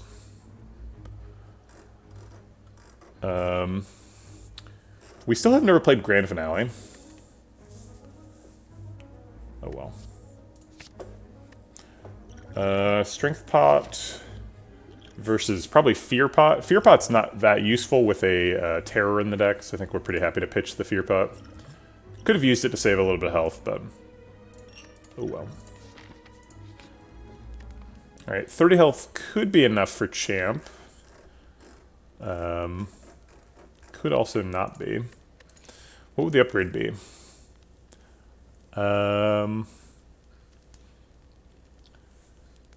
Piercing Wail's pretty okay.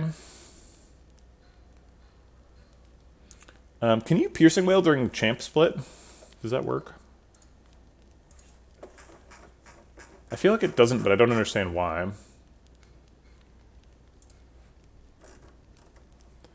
Let's go ahead and look up Champ real quick. Okay, so his Anger removes all debuffs, gains 12 strength. Yeah, so the debuff is just the strength down. But wait, it's a strength up at the end of turn. Does it count as a debuff, the Piercing Wail effect that gives them their strength back? Because it's temporary strength, right? So I think it should count as a debuff. But it's a negative number? That's confusing.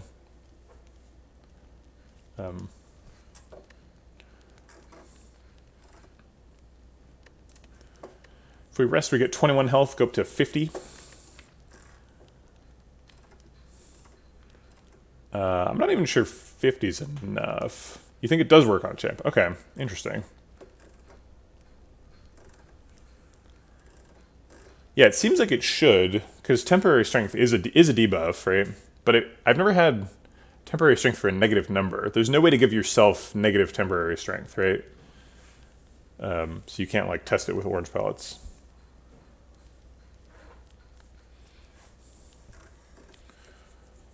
The upgrade on Terror doesn't matter as much in long fights because you're only going to play it once.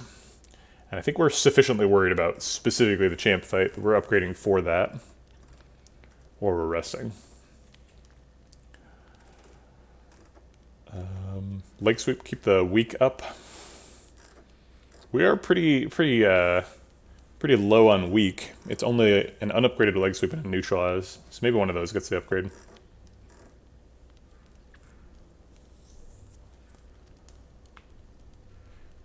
Yeah, second dash upgrade is good. That's true. I think I'm going to do leg sweep because I can burst leg sweep plus and get a lot of value out of that.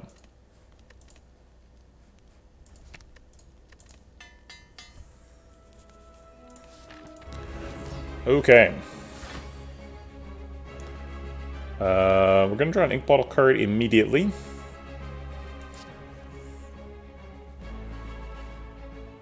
Neutralize should block out this turn.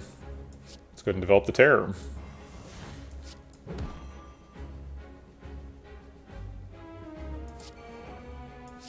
How many flying needs a lot of energy next turn? Is that correct?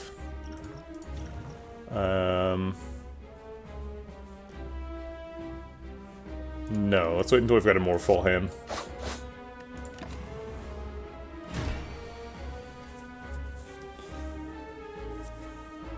Double dash blocks out.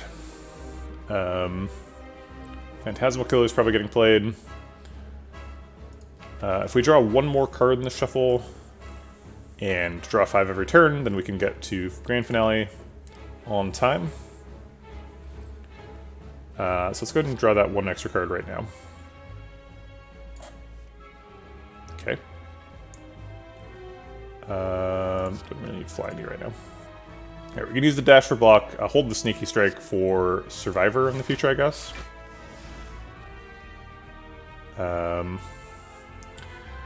Do we Phantasmal Killer now, or do we wait on it? Do we leg sweep now or wait? Well, if we don't leg sweep now, we've got... we're sort of leaving too much energy worth of stuff in hand. Let's go ahead and develop the weak, and I'll play Phantasmal Killer too. We get to draw an ink bottle card next turn, so good chance we'll be able to use it well.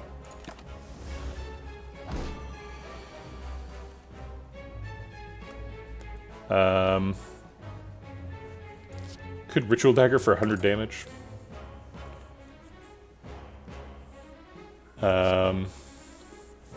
Riddle with Holes does actually a ton here, almost 100 itself.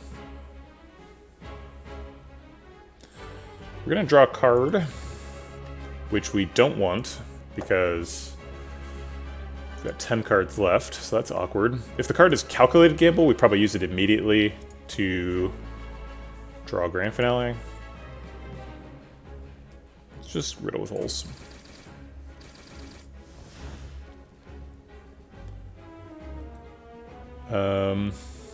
And let's get some extra energy for next turn. We've got a bunch of expensive stuff in hand. We accidentally just split Champ, so we're going to need Piercing Wail next turn. And we'll see if the... Actually, he doesn't have any strength, so it doesn't. There's no upside to splitting him. Or to Piercing Wail. Only downside. We have the Grand Finale now. We could build up some block for next turn. Blur Survivor. Survivor also lets us play the Sneaky Strikes. And we could dash for block next turn too. Okay.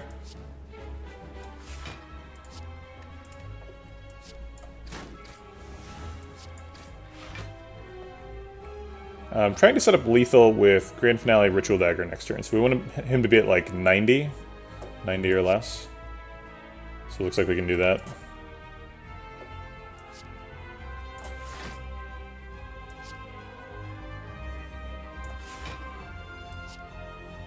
I have to be real careful here because Ink Bottle's about to go off. So we draw 5 cards, play Grand Finale, Ink Bottle goes off. We celebrate. So we want to play Envenom because we want to play Grand Finale and then try and reset Ink Bottle for Act 3. This is just proc right now? No. Defeat impossible. I've got bad news for you, champ. Defeat is possible. We need to do a little bit more damage to get there. I think the damage is going to come from Blade Dance because it plays a lot of cards and we're trying to reset Ink Bottle.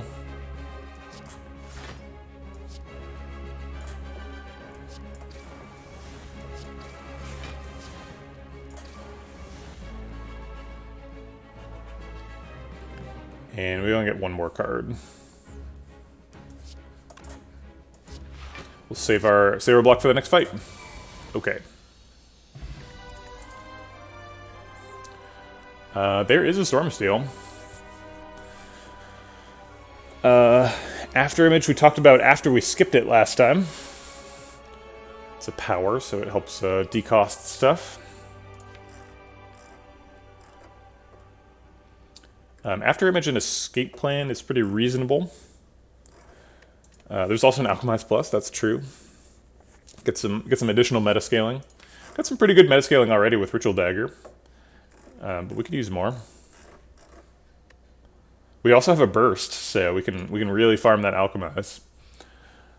Get 2 potions of fight. But we only have 2 potion slots, so we're also pretty desperate for energy.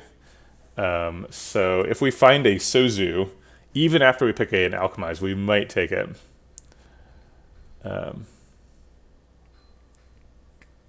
Which would be super sad. I'm a pretty big fan of After Image here. Yeah, it seems pretty good. We did not manage to find Apparitions, and we don't have any Wraith forms yet. So we've still got to kind of figure out what our block plan is against the Heart. I mean, the Necronomicon dash thing is kind of fine, but it's kind of not good enough. With Ornamental Fan and AI, though, I feel like we're in pretty good shape where we can just play a bunch of attacks and, like, at least not lose a bunch of health from it.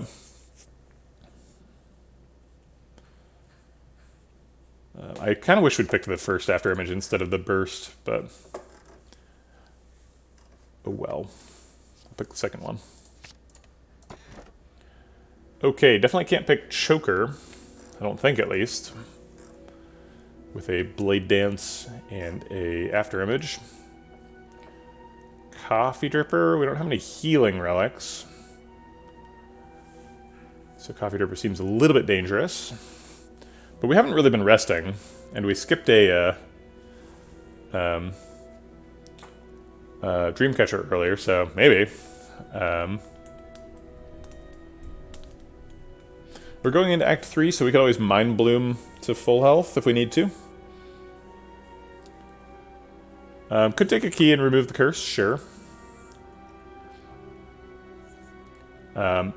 So taking a key and then going into Act 3, planning to remove a curse is a little scary because we don't have our green key yet. So we have to go wherever the Mega Elite is. And it's very likely that the Mega Elite is on a path that does not allow us to go to a shop after the midway point.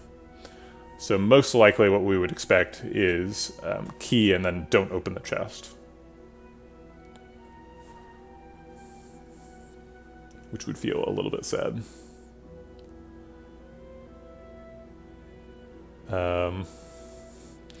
Are there fights where we take a bunch of damage in Act 3? What about, like, Spikers? Can we deal with Spikers?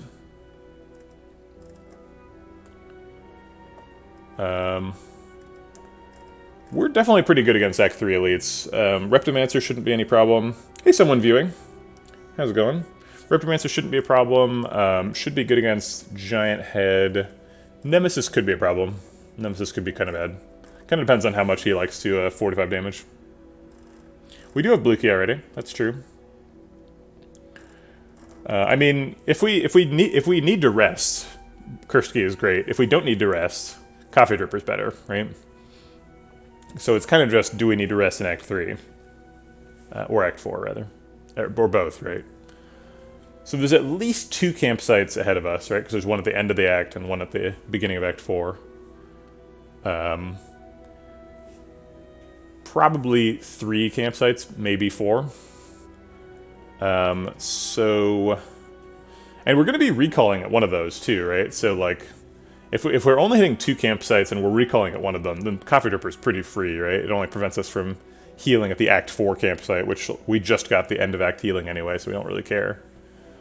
But, you know, Coffee Dripper can also lose you the run. By being not able to heal. I think I like Coffee Dripper better. I want that that relic out of the last chest. Okay. Donudeka first. Seems like we're pretty good against Donudeka.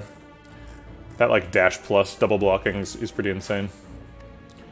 We won't be able to land the Terror. And Piercing Whales are ineffective, but should be okay. Here's our Mega Elite, so we have to go to one of these 2. And there's no difference between them, so I guess we'll just click it. Alright, Orb Walker is up first. Let's just start with Burst Escape Plan, see what that wants to do.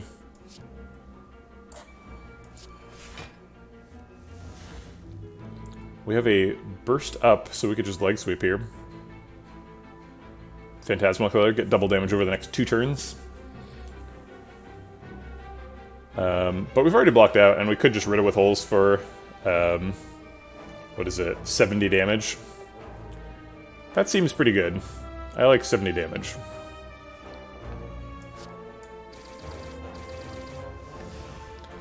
Do we need double damage next turn? We definitely do not. Because if we get Ritual Dagger, we've already procced it. I think I'll play this just for an Ink Bottle charge. Or 2, rather.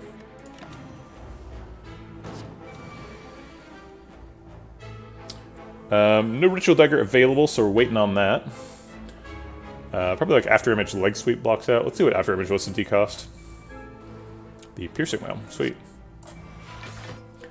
Let's see if we can draw the Ritual Dagger. Nope. And I'm not going to play any more cards because I want to save like a potential dash for block next turn. And then still be able to... oh, I guess that wouldn't set up Ink Bottle, would it? Because dash would be 2 cards and then put us on 9.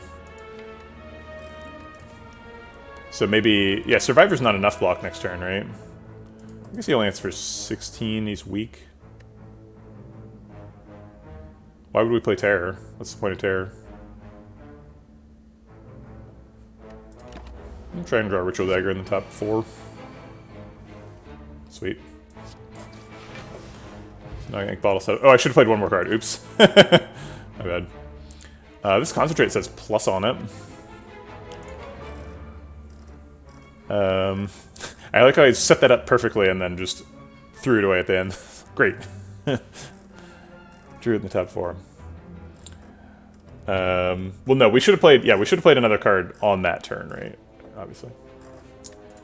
Concentrate is another skill, so it increases our skill density. We did not pick that Reflex, much to my chagrin. So Concentrate is just extra energy. Doesn't seem like we have the card draw to support it.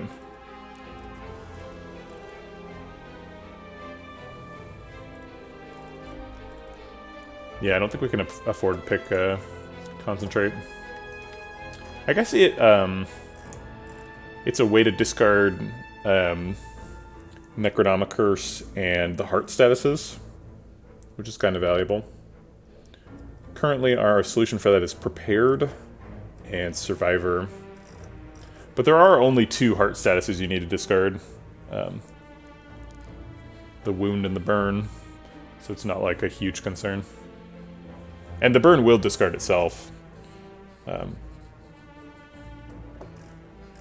So it's not a huge deal. Extra energy is nice. We're 4 energy deck now. I think we're good enough. You do not want to discard the Void. That's There's kind of a weird interaction with the Void, which I'll describe, which makes it look like it helps to discard it, but you actually really don't want to discard it. The deal with the Void is as soon as you draw it, it takes one of your energy. But if you have an effect that draws and discards with the same effect, yeah, no, you don't want to discard it. Like Prepared, if Prepared draws you a Void, while you're considering what to discard, it'll show you your original energy. So if you have 2 energy and you draw Prepared, and you use Prepared to draw a Void, it'll show you that you have 2 energy if you use the little eye to see through to your energy. But if you discard the Void, you'll actually go down to 1 energy after Prepared is gone, and now you'll have a Void in the discard. So you'll draw the Void again later. So you definitely do not want to discard the Void. You want to leave it in your hand so it exhausts at the end of the turn. There's no situation where discarding Void is appropriate. Unless, like, you have to play every other card in your hand or something.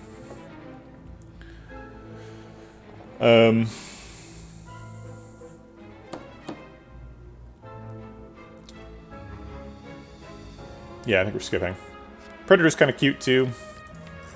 Could help us draw extra stuff, but we can't really afford that. Maybe we can. Maybe I'm wrong. No, I think our hand is often full still, even with the extra energy from Coffee Dripper. I think we're going to skip here. Okay. Darklings. We've dodged shapes so far. Darkling's kind of a difficult fight to get Ritual Dagger procs in, but we can manage.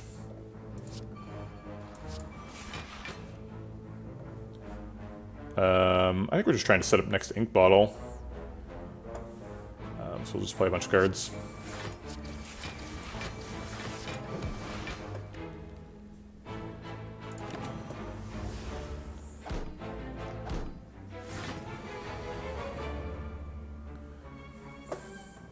Piercing Wheel, highly effective here. We have 5 energy. Double Dash kills him. Yeah, sure, let's do that. Double Dash him, Terror him, just to spend some energy. We've already done attacks this turn, so we could neutralize, but I guess the weak would wear off immediately, so that's probably not worth it.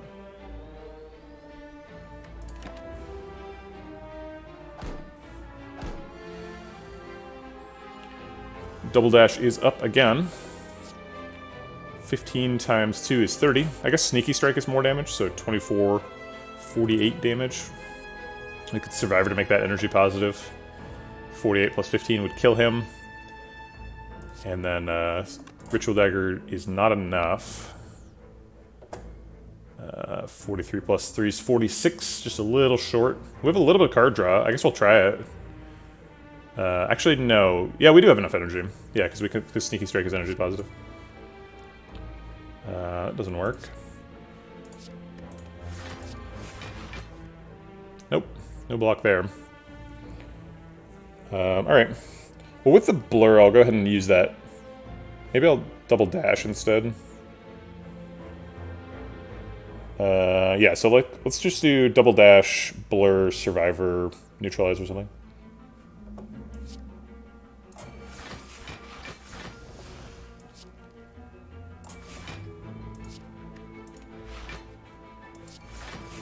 I guess we don't need the neutralize. It saves a little bit of health.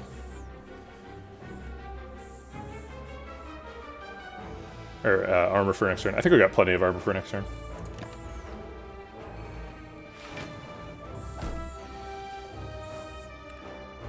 Can we calculate Gamble into a grand finale this turn? We could, but then we wouldn't get Ritual Dagger.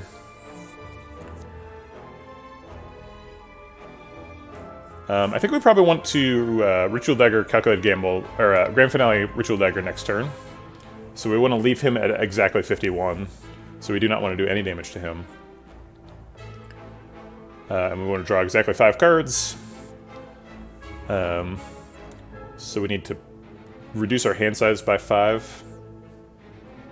We've got 4 cards and something that costs 0, so as long as we play all the 1-cost cards, we should be able to do it. Do we have 4 1-cost cards? 1, 2, 3, 4. Yep, we do. So we just play all the 1-cost cards. And the neutralize.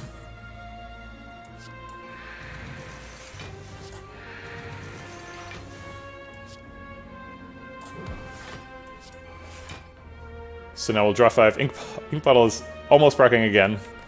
That's fine, we got there. So we're going to play Grand Finale, and then as many cards as possible, and then Ritual Dagger. I think this is our first Grand Finale of the run, too. It's kind of funny. Let's see, I want to do Burst Double Escape Plan, so I need to clear room in hand. Hey, Spitty. Yeah, we're doing something. I think that was the first time in the run we've played the Grand Finale, so it's not like we're doing a super effective Grand Finale deck, but we are technically playing Grand Finale. Almost there on Ink Bottle. And looks like we got it set up again. Sweet. Why not Ritual Dagger? We're setting up Ink Bottle. Prepared Plus? I mean... Prepared Plus, huh? This deck is getting kind of dirtily. Is that good or bad? Like, with an After Image, it's kind of good. And, like, Prepared Plus gives us extra escape plan hits. We need a footwork really badly to make these escape plans better.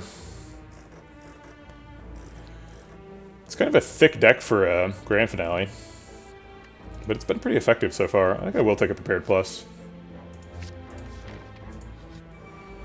Ooh, Transient's a bit of a challenge for this deck. I don't know if we can get there for Transient. I hope so. Terrible start, obviously. We get to play the whole hand, though. Oh wait, no, that's not true. We only do if we discard Phantasmal Killer, which I don't want to do. I guess we have 50-50. Oh wait, we're drawing a card here, so let's see what the card is. Okay. Well, this is about the worst case scenario starting hand, so we could use the Explosive Pot to block for a little bit here. Yeah, let's just play everything except for the Envenom, since we can guarantee that.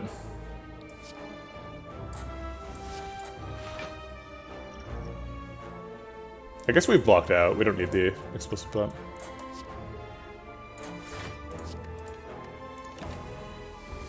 Explosive Pot's good for shapes, right? So we want to save it if we can. Riddle with Holes is 1,000,000 damage, so that'll block out.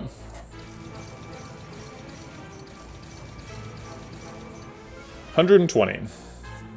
I think we'll save the Burst Escape Plan for next turn, as well as the Sneaky Strike.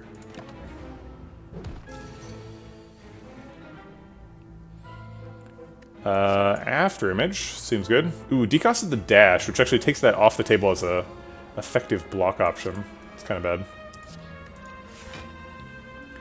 bad. Sneaky Strikes are active now. Let's go ahead and play the +1. Looks like that's all the block we need.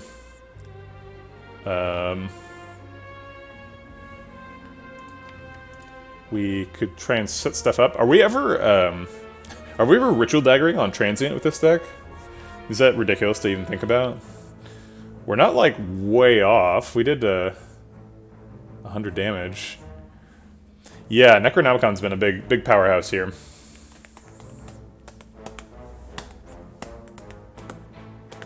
I'm gonna burst Escape Plan. Worst case scenario, we just burst Outmaneuver as well.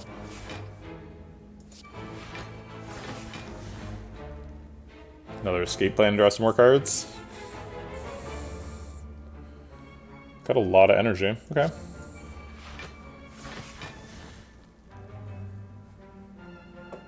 Now let's play the Small Dash and the Sneaky Strike. And set up Outmaneuver for next turn. Blade Dance draws a card.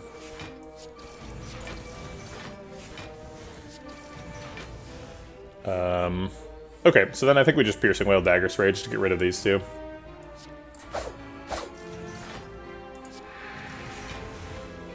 $123 damage that turn. We're on track. We can get there. It's possible.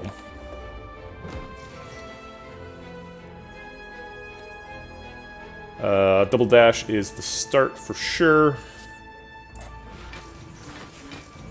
These flying knees are always hanging out together. We always get 2 flying knees right in a row. Prepared actually sets up a grand finale here. Grand finale is one of the last 2. This draws 2.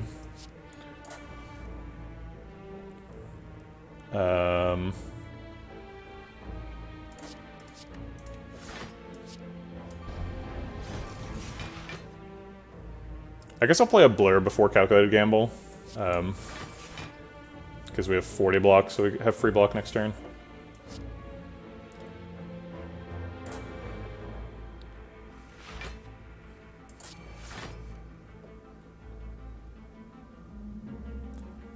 Dash is great next turn. Let's hope Envenom hits one of these 2. Okay.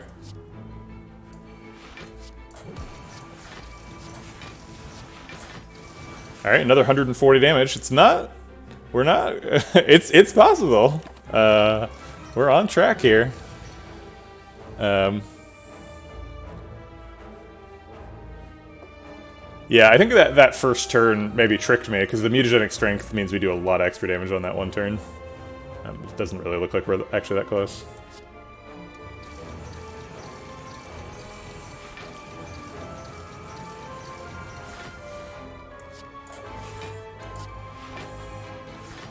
But I'm not giving up yet. Awkwardly, I want to play prepared, but not right now. I don't know. I'm not too worried about getting more grand finales in this fight. I guess what we want is to draw Blur so that we're guaranteed to block out next turn.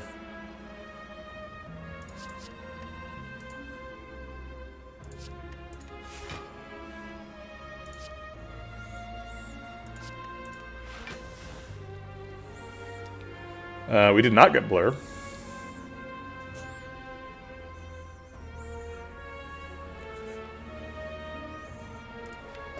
And there's no way to draw 3 cards next turn, so we can't grand finale. Yeah, we're not getting there.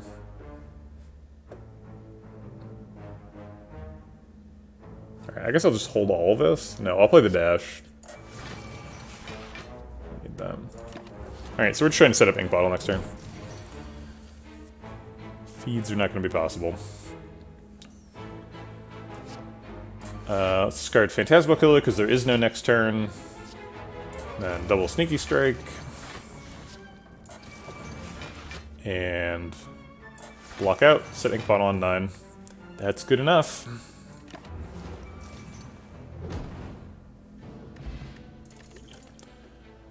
Okay. Fairly good cards here. Cloak and Dagger, Deflect, Sneaky Strike. Deflect and Cloak and Dagger both upgraded.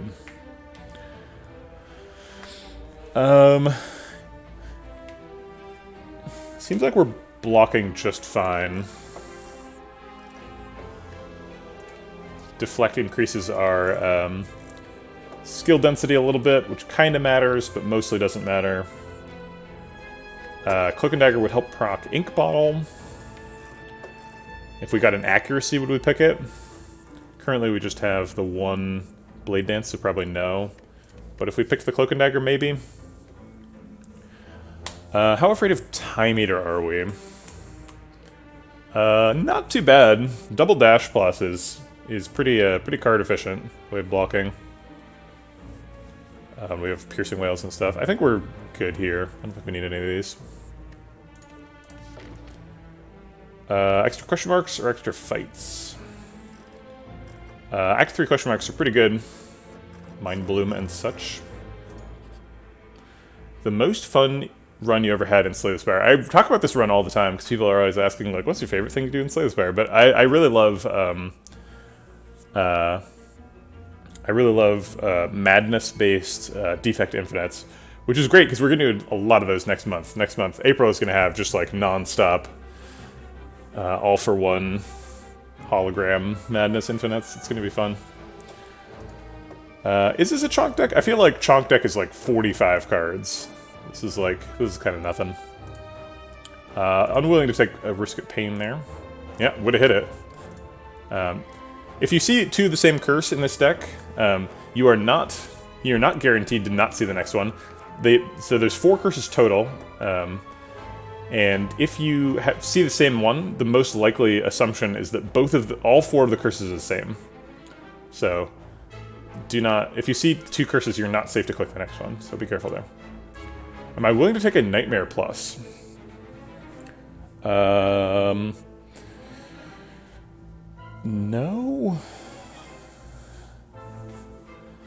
I don't know. Seems like we could maybe do some busted stuff. Nightmare Plus on, like, Ritual Dagger. Yeah, okay. Kinda glad I didn't get it. Free Deflect Plus? I skipped one into Card Reward just a second ago. So, no.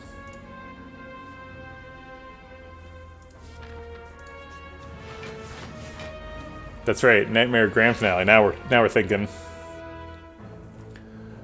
Let's draw a card. Boo. No proc. I'm gonna play Dash before Envenom, because I don't want Envenom to decost Dash, and then I would get less dashes. I'm gonna hit one of these 2 guys because they're buffing. Select this one because he's got lower health.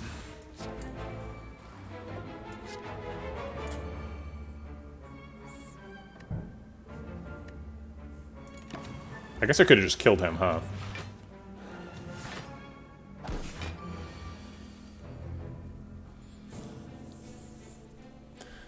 Survivor double dash, double sneaky strike seems good. Probably want to terror whatever target that's hitting. I believe we can kill this middle one with terror double sneaky strike, right?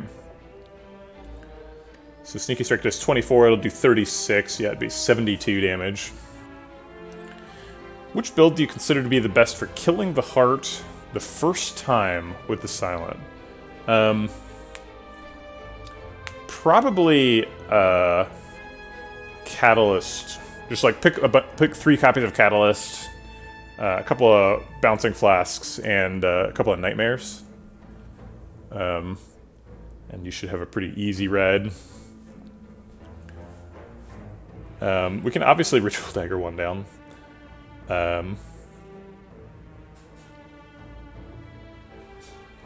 So let's do both.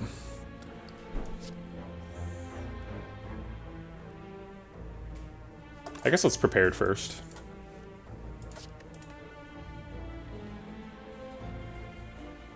Let's see, it's 48 damage. We can just kill him with this, and then Ritual Dagger this one. Reduces the most damage, then only 17 is coming in. Thanks for the follow, Gigaroom.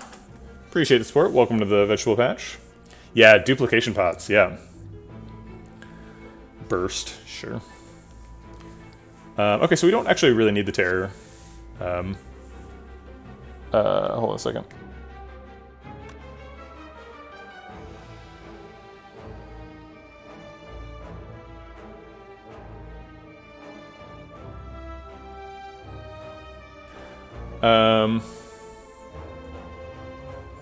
Yeah, Time Lord stuff. Alright, let's do this double Sneaky Strike thing. And this Ritual Dagger thing. Okay. We can just block out with Leg Sweep. It's kind of just whatever you want to do at this point.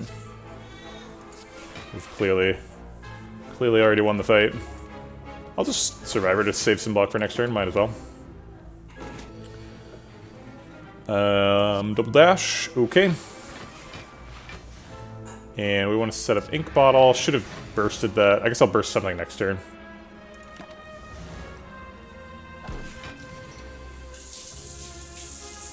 So burst. Oops.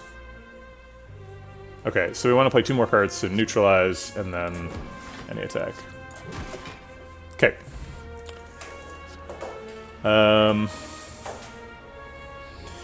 Kind of a thick deck. Backflip Plus is nice. Can we win that many? Can we draw that many cards? Like burst Backflip Plus for 4 cards. Ideally. We've got a lot of zero cost stuff at this point. Prepared, 2 escape plans, calculated gamble. Actually 2 prepareds. Neutralize. Grand finale. All the powers and stuff are out of the deck by that point. Thanks for the follow, Sloth Cash Money Demon. Sorry, it split your name. I couldn't see Demon. I just saw Demoing.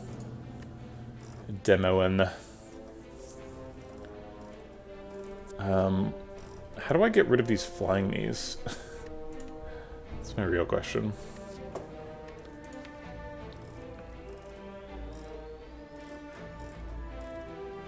I think I'm gonna take a backflip plus. Gives me better turn ones. Explosive Pot mostly doesn't do anything in Act 3. It's good against, like, spikers, kinda. So I think we'll swap that out for Liquid Memories. And go do our Mega Elite. Metallicized Giant Head. If you're coming up with your, like, theory craft easiest possible Act 3 Mega Elite, it's definitely always Metallicized Giant Head. Giant Head's Metallicized almost doesn't matter at all. It's like such a low fraction of his health that it's ridiculous. So Burst Blade Dance is super good in this fight. So I think we want to like Burst Piercing Wail, Blade Dance, play a bunch of ships, and then Riddle with Holes for 1,000,000 damage. I expect that will be good. We'll see what the Ink Bottle wants to do as well. So this adds 6 shivs to the hand. Oh shoot, I thought I had enough energy to also Riddle after that. I'm not sure why I didn't do that right. Should be fine anyway, though.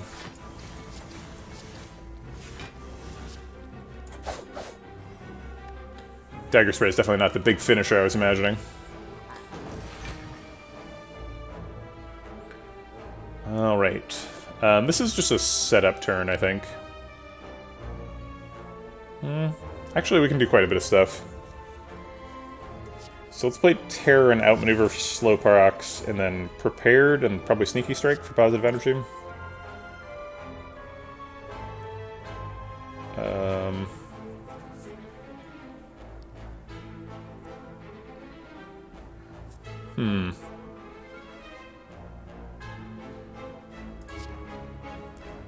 Kind of a tough Prepared here.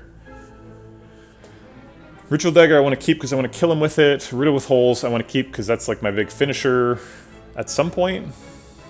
No, I'm going to double Sneaky Strike this turn. So I think that's just like never the big finisher. Okay.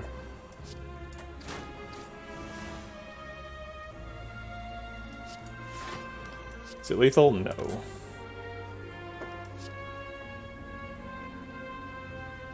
I'll go ahead and toss a dash in there, why not?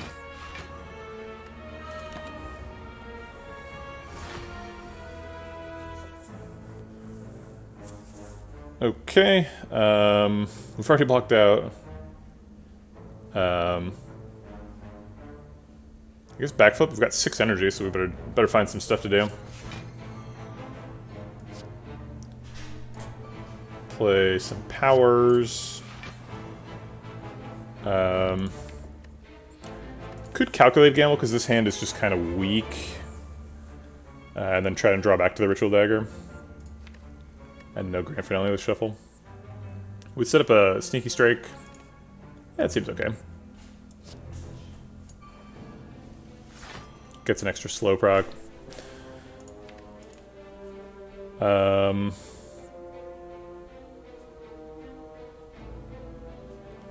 go ahead and do the double Sneaky Strike for energy. And then try and draw some expensive stuff. And succeed. Should have played the Phantasmal Killer earlier in the turn.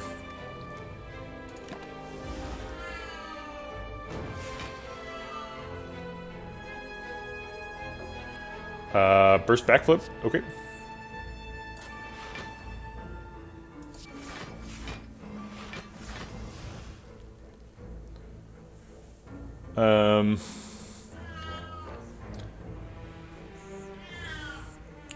Let's see, we have 3, 6, 8 cards in hand, so Escape Plan is safe. Okay. Or double Escape Plan, rather. We don't have enough energy left to survive our Sneaky Strike.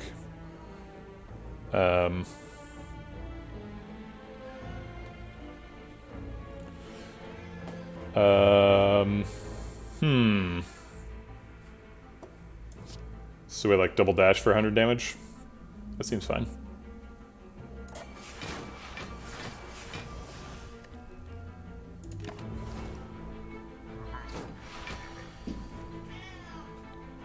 Meow. We need to discard a card for Prepared to have room to draw, so we'll just go ahead and survive our way the Necronomicurse, I think.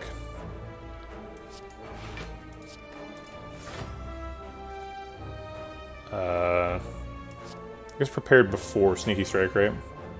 There's the Ritual Dagger back. So if we just block out this turn, Phantasmacolor Ritual Dagger is clearly lethal next turn. So like Leg Sweep or Dash or something will do that. I don't think we need 2 Sneaky Strikes or a Flying Knee.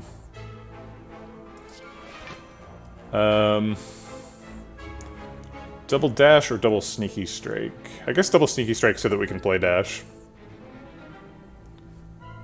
I'll go ahead and Blade Dance and play all the Shivs first so that Sneaky Strike gets a couple of extra slow procs.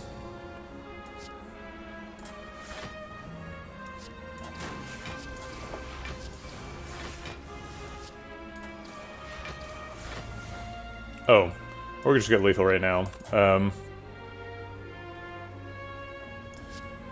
18 times 2 is 36, that's safe. So we can do these 3. It's a reasonable setup. It's on 8. Okay. Pantograph. Hell yeah. I don't think we won any of these.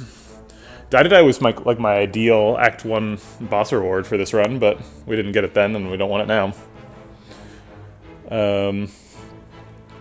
Predator's kind of fine. Slice seems completely unnecessary. We've passed a bunch of Predators. I don't think we need it. I think we're good here. Okay. Is this our recall? Yeah, it probably is. I usually like to recall at the penultimate fire. So second to the last fire, and that's the last one, so this will be our recall. Just in case we need to rest at the last fire. Pretty unlikely with Pantograph, but could happen. Alright, Nemesis. Probably the scariest.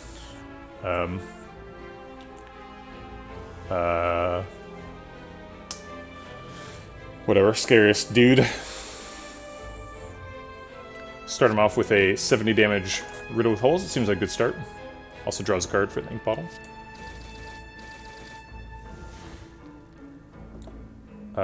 Burst Blur is pretty nice. Get to save the anchor block. Yeah, okay. We could neutralize next turn, but it does more damage now. It also blocks for 4 right now. I think I'll just do it now.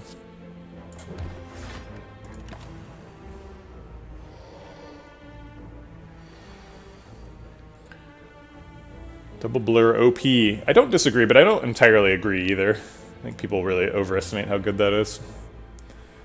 Piercing Wail seems super good this turn. Can you burst a burst? You can. It doesn't make things happen 4 times. It just, you get a lot of double copies of stuff. Let's Piercing Wail and then Backflip. And maybe Calculated Gamble? I don't know. So we have a Dash Plus in hand. Not sure what we're trying to Calculated Gamble into. I guess Phantasmacolor, Grand Finale, and Ritual Dagger is kind of the obvious answers.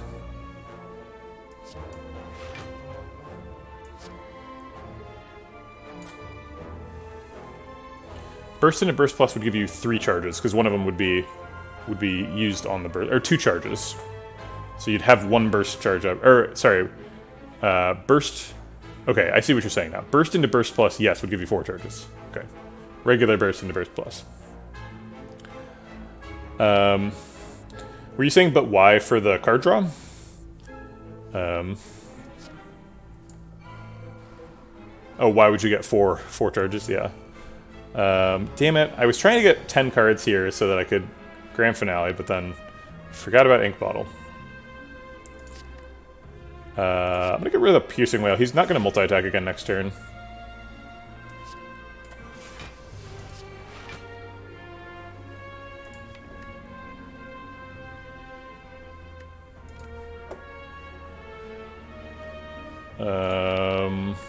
We have 0 energy. I don't really need an escape plan right now. Oh, he is multi-attacking again. I thought he couldn't do that.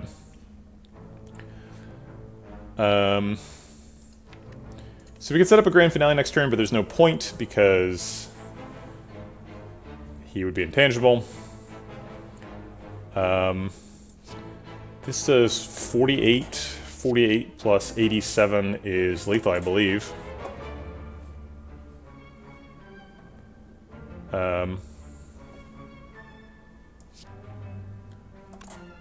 So let's Survivor first. So this is energy positive. Well, it doesn't particularly need to be energy positive. Okay, so now we're just setting up ink bottle.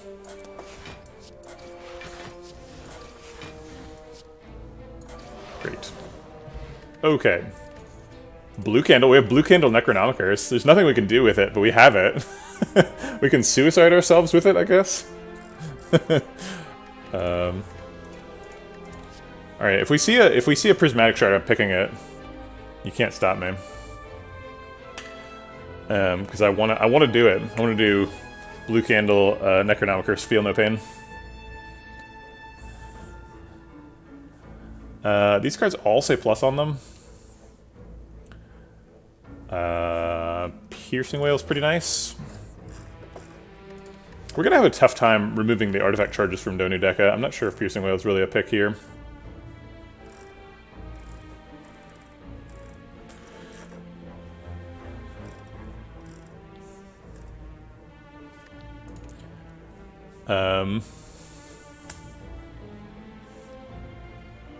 Defect fusion orbs? That's ridiculous.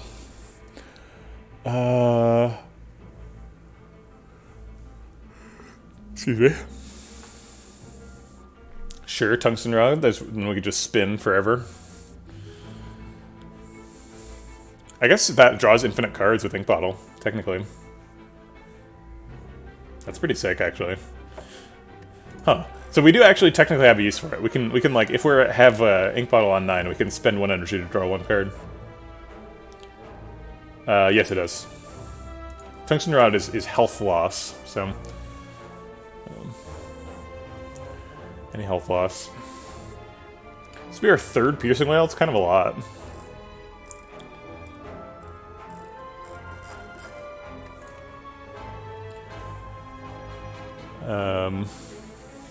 It's good against Time Lord. What are we afraid of here? Are we afraid of Time Lord? It's good against Awaken 1 too. We're definitely not too afraid of Awaken 1. We only have 1 power and we don't need to play it. I guess we have 2 powers now because it, yeah.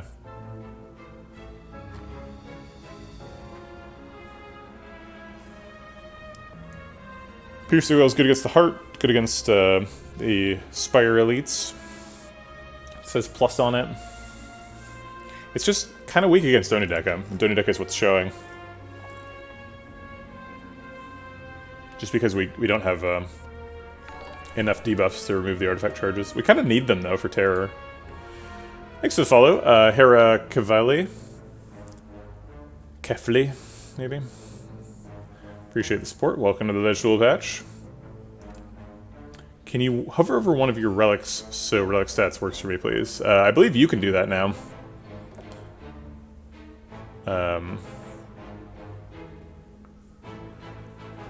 Corpse Explosion would be kind of okay. I mean, it has the same problem with the debuffs. I think I will take a Piercing Whale. I don't know. It's not great, but it's okay. Gambler's Brew is pretty good here. Gambler's Brew for Grand Finale setups and stuff. Sure. Let's put it in Speed Pot. Ooh, Smooth Stone. Well, that makes our escape plans and stuff quite a bit better.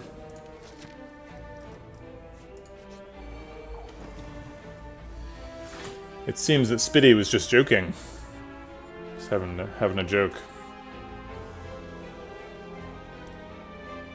It should be showing.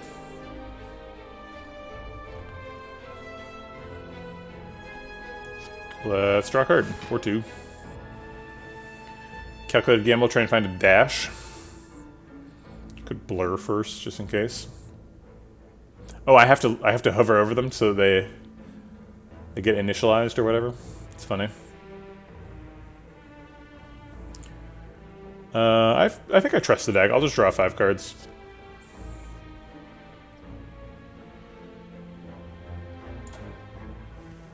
Yeah, we got a dash. Okay. Sneaky Strike also does 30 damage and is energy positive. Energy positivity matters with a backflip in hand, so I think we'll do that instead. I don't know why I didn't backflip first, but whatever. There's the grand finale. We can play Ascender's Bane now for an ink bottle proc.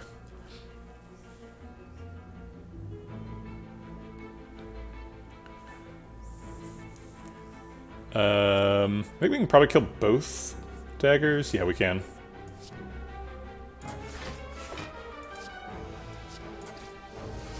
I guess I should have played that blur instead of discarding it. Saving a 38 block would have been pretty nice. I guess we'll hold the Shiv. There's no reason to use it. Might as well draw a card next turn. Actually, I guess we've got 1 energy left, so if we draw, like, something that costs 1, maybe we could play it. Like a Flying Knee. Oh my god, okay. I called it. It came.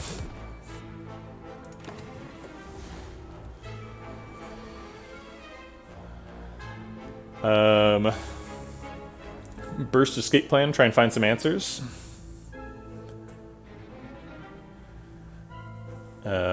Sure. Sweet. Piercing Whale would remove 16 strength. So, Riptomancer would be attacking for 18.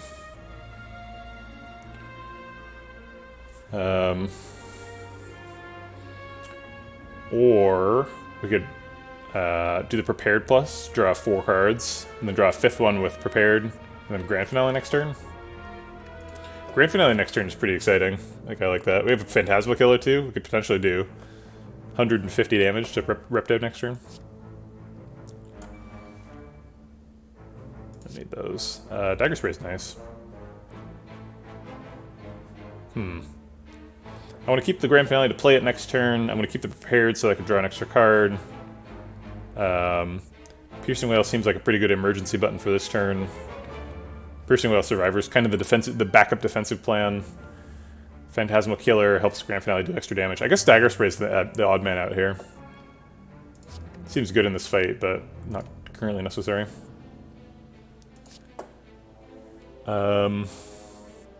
Sneaky Strike kills a dagger. That seems too good to skip. I think we skip Survivor then.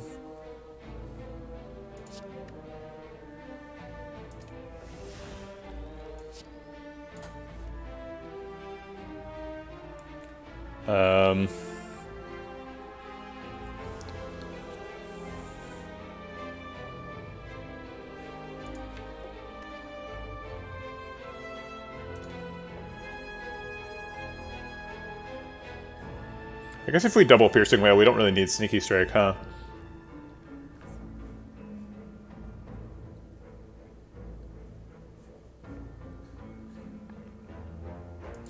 Actually, we don't need Phantasmal Killer is what we don't need. Because double damage, this is already going to do 75, and then this is going to do 63 plus some large number, and we've also got a dash plus. Yeah, we don't need a... Oh wait, hold on. We can't play 3 cards this turn. We can only play 2 cards. Or else we're going to Ink Bottle, and then we mess up Grand Finale. So it doesn't matter which one of these we choose. We're not playing either one. We're playing double Piercing Whale. So I'll keep the Sneaky Strike for damage next turn.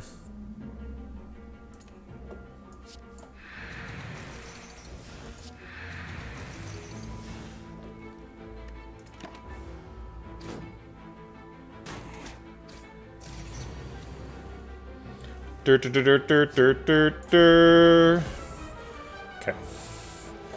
And now we want to play as many cards as possible before we Ritual Dagger.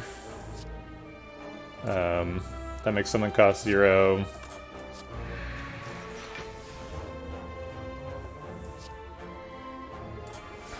And we'll play one of these twice. This one does less damage.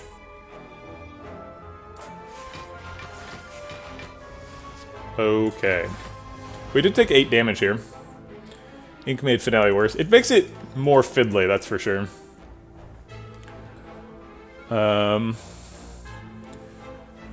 Is it ever 1,000 cuts? We have a mummified hand, and we do some after image type stuff. I guess with Necronomicurse after image, it's health neutral, right? So we could theoretically turn our health into 2 damage with 1,000 cuts plus. If we have AI up. Does the pillow hurt? It doesn't help, for sure.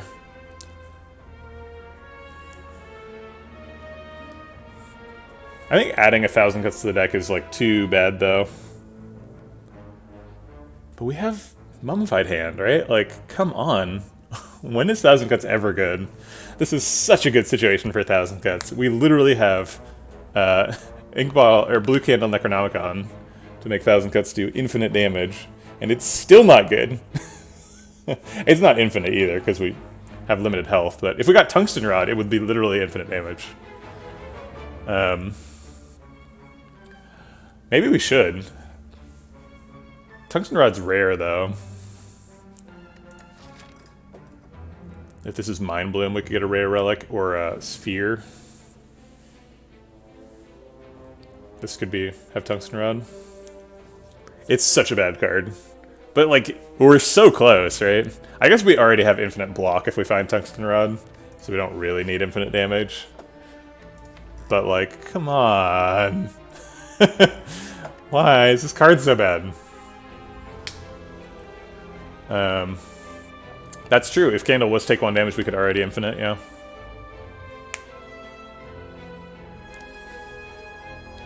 Oh well. Third Sneaky Strike, I don't think we need. I think we've got enough Necronomicon cards, and Quick Slash is just bad.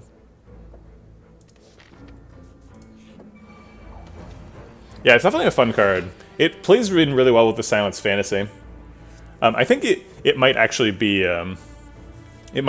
designed to be a bad card that teaches you about the game, which is, you know, necessary sometimes.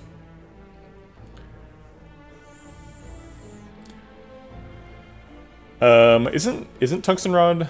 Yeah, Tungsten Rod AI. We'd need 2 AIs after images for the heart with Tungsten Rod, but then it would be. That's actually really confusing. Yeah, we'd be able to do it infinite times for 0 block, but we wouldn't be able to get infinite block. We'd need 3 after images for that.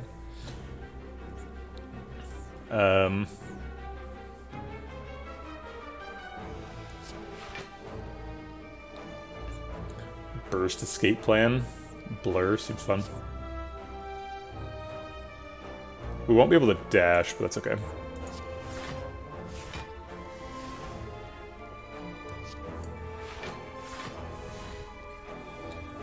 Piercing Wail to save some block. Calculated Gamble to go find other stuff to do.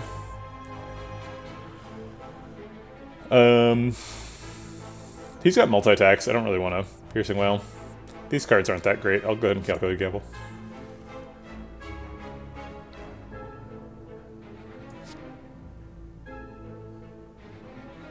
I want to save the Prepared so I can Sneaky Strike next turn. I guess I'll just Flying Knee now. No, we can't Flying Knee now. That's preposterous. We don't want to change his intention right now.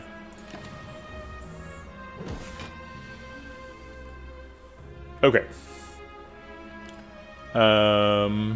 Prepared makes Sneaky Strike energy positive, I guess.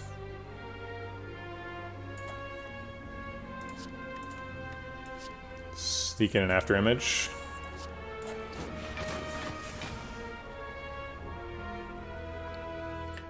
Let's go ahead and dash as well. Alright, great. I guess that's the debuff attack. It's not, like, the best. So I'll keep rolling him. Okay, well that one we have to get him out of. Alright. Sure, the block attack. That's the best one. Got 2 energy left. Could prepare to look for more stuff. How are we grand finaleing? We can't draw 5, right? So we have to draw just in 2 turns go and draw no more cards. So we can't play 7 cards for Ink Bottle, which is going to be a little bit tight. We got to play like exactly 5 cards over the next 2 turns. Or next turn, rather. Okay.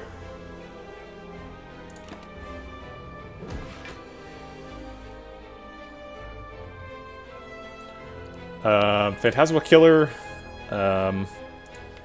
would set up Lethal with Grand Finale. It's a little bit too much.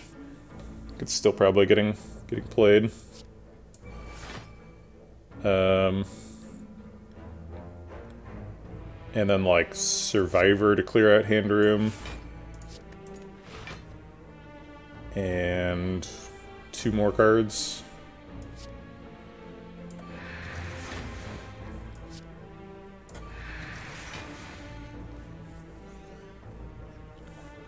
Okay, we should be set next turn for Grand Finale. We could Flying Mage for fun. It's energy neutral either way. Doesn't even really do damage. I guess I'll just save it.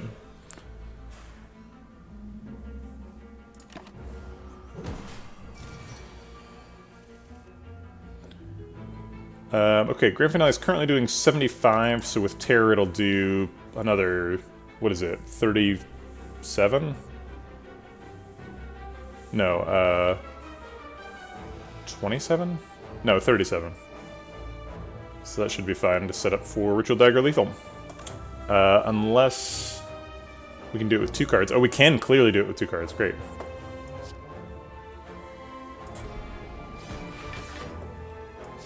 Man, this Ritual Dagger is very strong. I don't think we've missed a single proc with that Ritual Dagger. We've gotten it in every fight.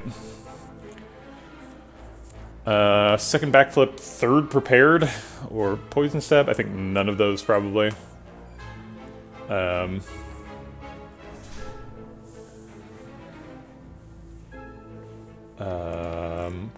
Maybe if we had a footwork, I could take another backflip. I think no. Prepared has been pretty good. I do like the 2 prepareds that are in the deck, but I don't want to add another one. Darklings again. Okay. Fair enough. Kind of a bad start, so I think we're just going to gamble this immediately.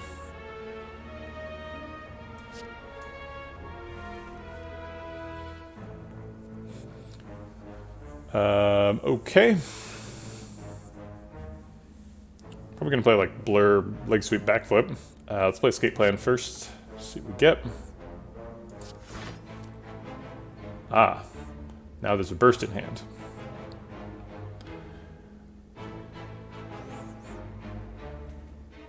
I guess we could just leg sweep and then Terror. Keeps the Art of War going, and then it keeps a burst blur for later.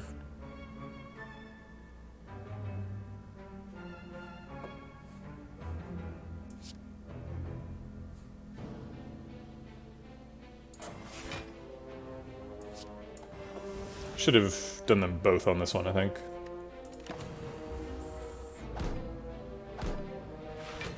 Kind of weird to have the mutagens and then proc Art of War on turn 1. Just not do it at all. Okay, I was hoping for a dash, so that I have a bunch of block to save with Blur. But I could just burst Survivor and Blur. I think that's plenty. We might be able to just kill this one to get extra block from that too. 18, 36 with 2 attacks. Probably not then. 22 more damage. Double Flying Sleeves does do it. I guess we can probably get there.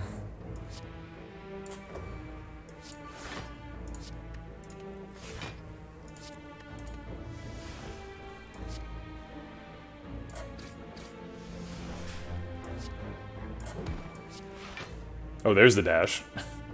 Oh, Flying Knee. Flying Sleeves.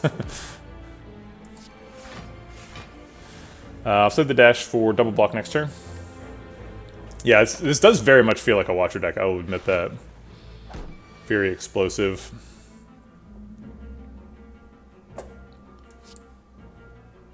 Let's go ahead and develop that after image. Decosts Ritual Dagger. Let's see.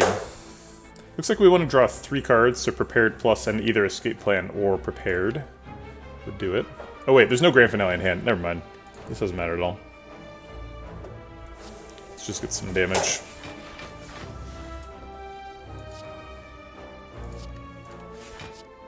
And save some block.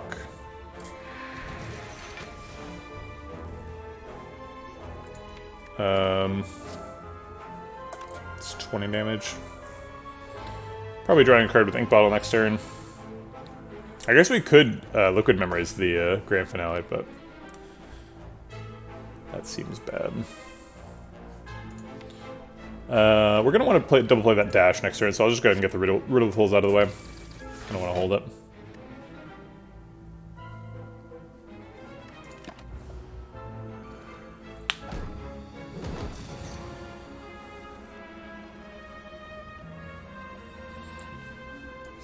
Dash does 26, so he's at 4. Blade Dance does 4. I don't think there's any way to kill this Darkling, though. At least not an obvious one that doesn't require a potion or something. We are shuffling, though.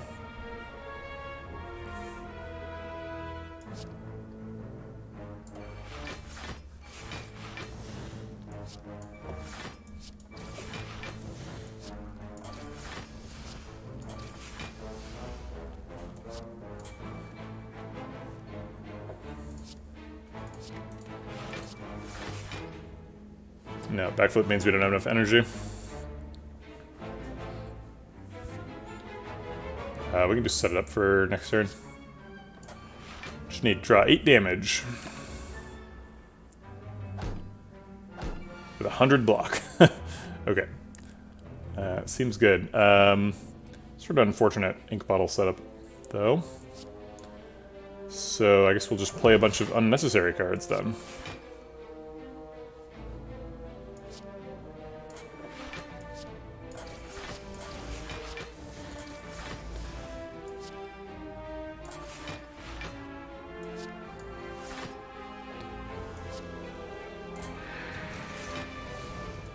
There we go.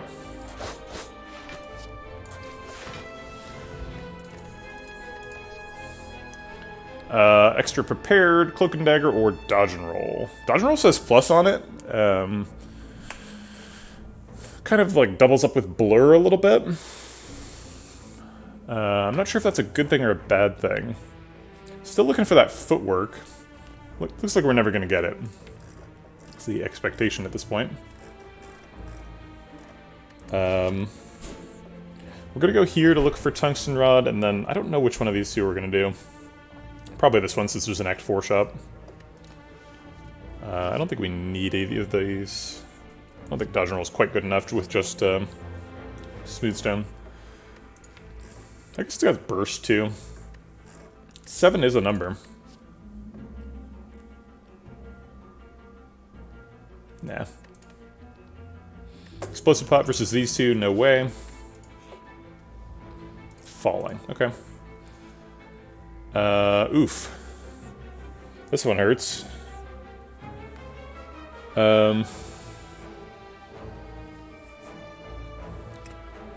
Phantasmacolor has not been pulling a ton of weight, but Act 4 is pretty good for Phantasmacolor. I guess we lose the dash minus.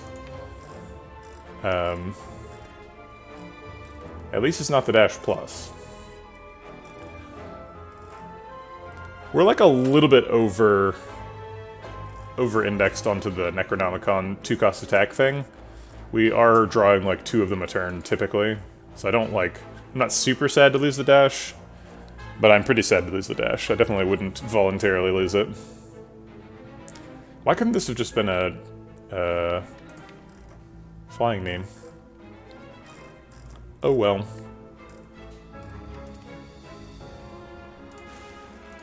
Decreases the cost of the deck.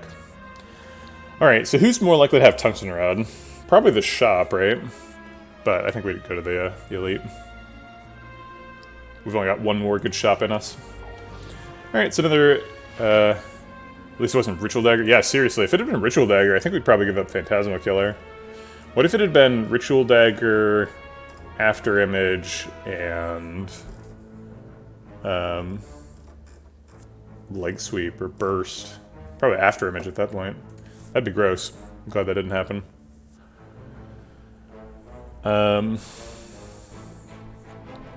We could Necronomicon Curse for infinite slow procs. Costs a lot of health. Let's start with the Blade Dance to get Ink Bottle. Piercing Whale blocks for 3 this turn and is pretty useless in the fight. So let's do that. And then load up on slow procs for the riddle. Do we play Necronomicon? I mean, it's an extra 10% damage on our riddle. In the shivs.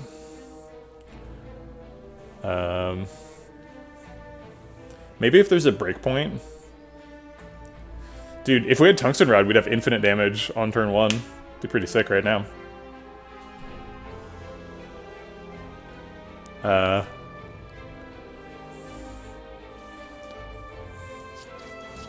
No, I can't imagine we actually play Necronomicon here, right?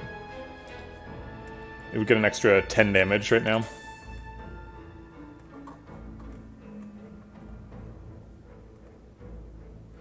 That's actually a good point. We are healing before this next fight.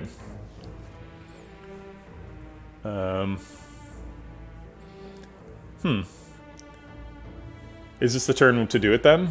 Or is it later? It seems like it's the Ritual Dagger turn, right? Yeah, okay, so before the Ritual Dagger turn, we'll go down to 48.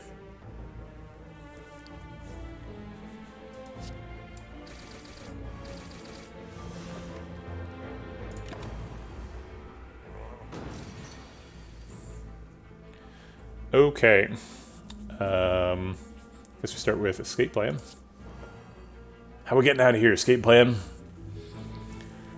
Normally I would just survive our way to the Necronomicon, but now we have purpose to our lives. It's an additional 50% damage, too. It's like kind of a large amount of damage. If we use it for 5 procs.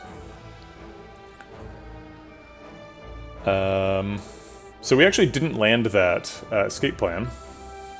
So we have to use Piercing Whale to block this turn.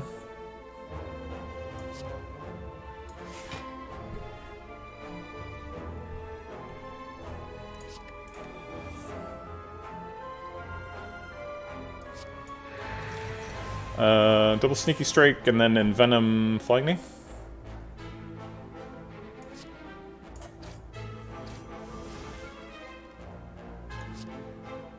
I'll use this for a slow proc next turn. This is not like a super important turn.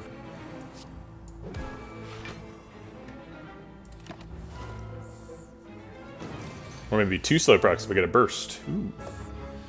Burst found. There's a backflip in hand too. Slow is great. There should be a way to slow on enemies. That's a good point. Yeah, slow is fun. It's a lot of thinking though. It'd have to be like an Act 3 mechanic or like a rare. I don't really need to burst backflip this turn just because we don't need the block. Could have Sender's Bane to get it out of hand. Which does not work with Necronomicon, obviously. It does look like we need the hand room. Actually, no. Burst backflip has 6 cards in hand, right? 3, 6, 8. Yeah, so this is actually safe.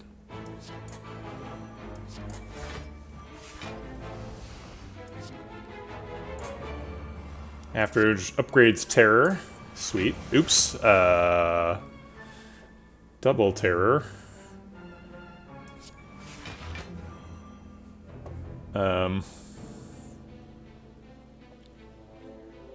I don't think anything on the Downfall mod has slow on enemies. I think there's actually a custom mod that has all enemies are slow. We've discarded this turn, right? No, we actually haven't. We need to prepare it first. Here's the ritual dagger. Is this the turn? Looks like it is. So we don't need these this turn. So we'll double do this. And then Necronomicurse enough times to get Ink Bottle to 9, or to 8, and then Ritual Dagger for lethal.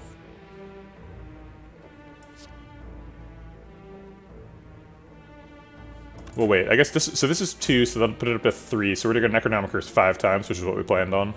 So it's your Necronomicurse first.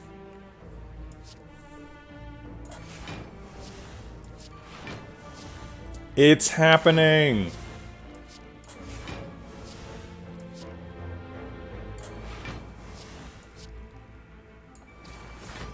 I'm gonna be disappointed if this isn't lethal. Oh good, it is. Okay. Sweet. Hey, there's Crippling Cloud. I was complaining earlier about never seeing Crippling Cloud the entire month of March, and here's one. Alright, so I guess I can't complain about that anymore. That was a sweet fight. I love that fight. We got to blue candle Necronomicon, we got to set up an ink bottle, got to proc a ritual dagger. Oh my god, that was just everything. That's probably like the most fun fight of the month right there. We just blew it right away. Doesn't get any better than that. Blue candle Necronomicon. We procced both halves of Necronomicon that turn. We used the sneaky strike for extra energy from Necronomicon, and we used the Necronomicurse with the blue candle. God. Necro Candle. Getting in there. Okay. So do we take Crippling Cloud? I mean, Crippling Cloud, like, definitely helps with Donor Deca, right? It peels off all their artifact charges so that we can land Terrors and Piercing Wails and stuff. It's also, like, a big source of weak, which we've been a little bit low on. Yeah, I think Crippling Cloud is definitely a take. Sweet. Upgrade After Image. And Venom. Doesn't look like we're ever going to remove the Envenom. Just the original. Necro Crypt Cloud doesn't work, Mowgli. It's attacks only. That'd be sweet if it did. Yeah, After Image is nice on turn 1. It's not, like, required. Oh, okay. Sorry, it's hard to tell when people are joking sometimes, because there are, like, new players who come. Maybe it's Prepared. Prepared is a lot worse than Prepared Plus. Prepared Plus is twice the card. Could be Neutralized, although we just picked up a big source of weak, so I don't think we need another one from that. Terror wants the upgrade. Terror and Venom have basically the same upgrade. Saves 1 energy per fight, and Terror I think definitely would get the nod there since it's way more important than Venom. Outmaneuver could use an upgrade too. Outmaneuver is an extra energy per shuffle, not per fight. Although we usually only shuffle once per fight, so. Grand Finale, pretty meaningful damage during the end game, and we are able to set it up occasionally. Usually our damage is too high for Grand Finale to participate. The fight's kind of over by the time we get there, but we definitely we usually have vulnerable and double damage up when we do Grand Finale, so the extra 10 damage is pretty meaningful. Ends up being an extra 25.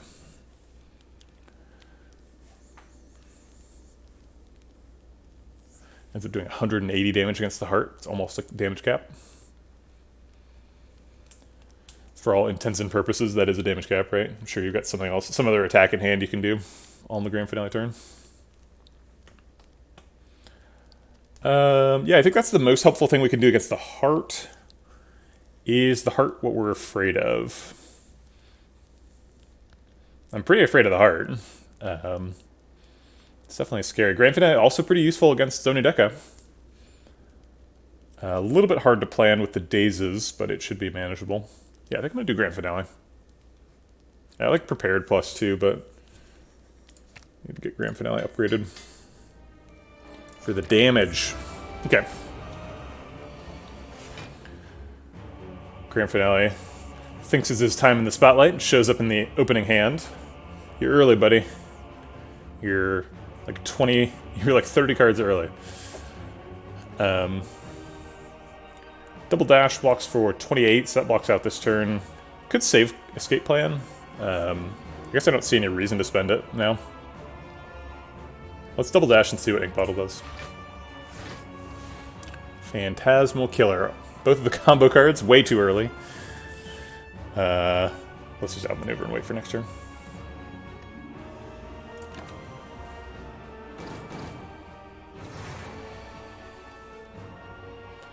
Okay.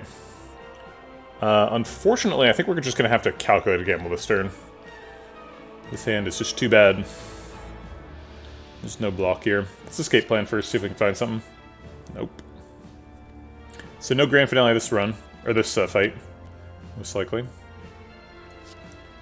Do we Envenom first? If we want to really go for it, we could like Envenom and like Blade Dance, and then discard the Shivs.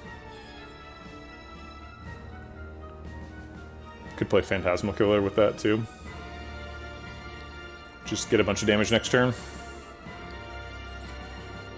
I kind of like that. We've got a lot of energy. Let's use it. 3, 6, 8 cards. So Blade Dance would be a full hand. But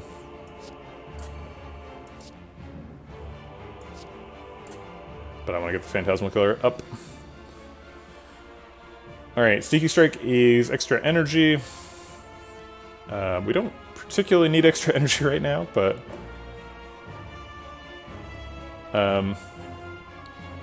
yeah, exactly. And Venom is pretty good in the fight with the artifact charges, yeah. The disaster is, if we play After Image, it could hit Sneaky Strike and turn off the double cast, but I guess a 0-cost Sneaky Strike is still +2 energy, so that's fine.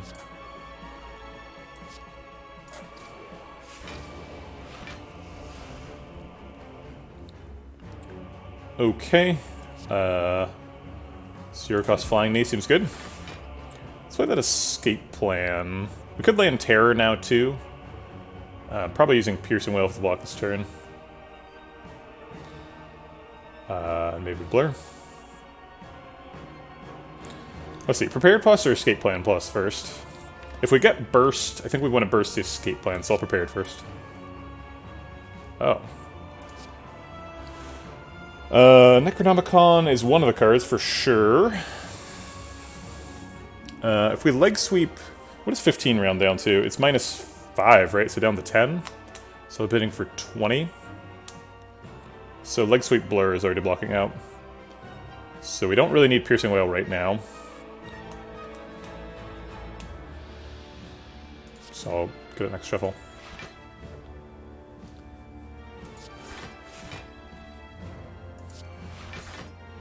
There's the burst. So now I can burst Blur if I want.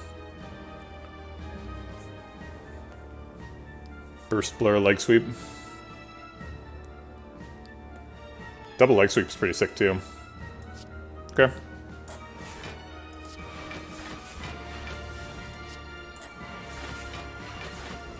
Block for 80.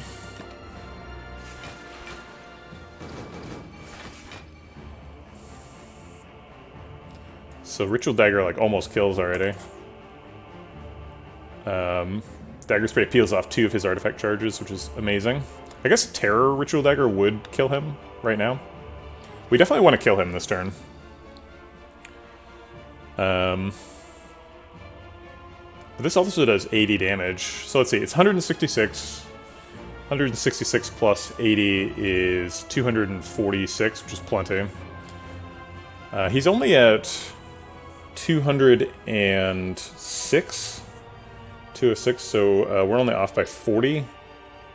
This does 24 plus... No, we can't use this damage, because we, that would be end of turn. I guess Dagger Spray draws this card, which shuffles. We could Dagger Spray, draw that card, and then Liquid Memories the Grand Finale.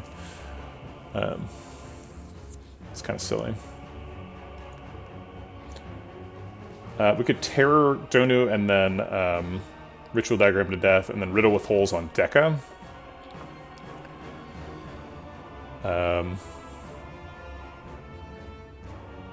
Because then it would take off all of his artifact charges and all of his plated armor too.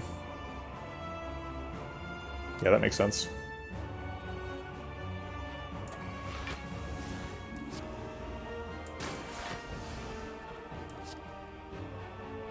I guess Dagger Spray first, and then Riddle with Holes.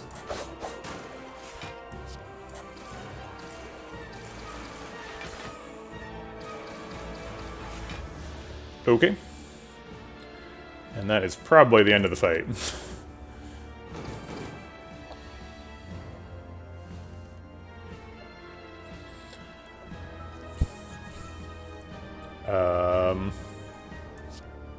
Let's clear some room and backflip. Riddle with Holes, calculated gamble to look for Blur.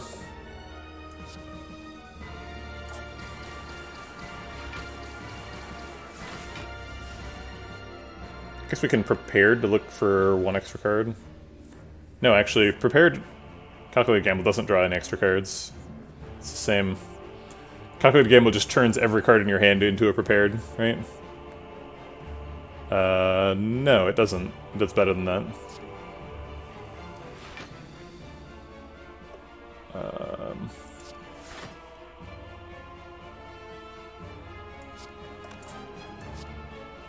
Let's get this out of the hand. Alright, we were unsuccessful in finding the,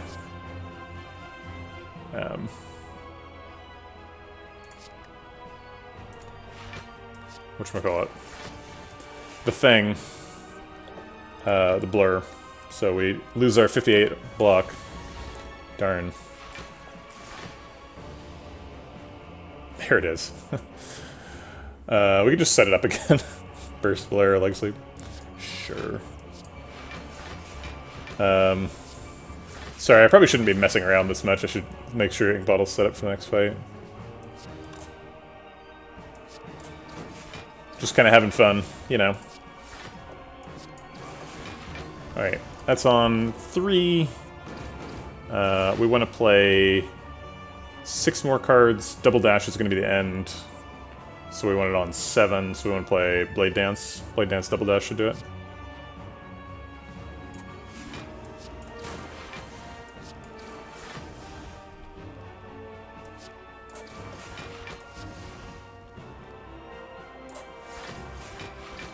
Okay. Easy. Perfect fight, even when we had Pantograph. Totally unnecessary. We get to save all the potions, so that's nice. Okay, on to Time Lord. Well, not an auspicious start here. We might, like, let's do Blur to draw a card, and then Gambler's Brew to try and find Piercing Wail, if we don't find it. Terror's nice. We're only taking 5 right now. I'll go ahead and fit in a Terror before the gamble.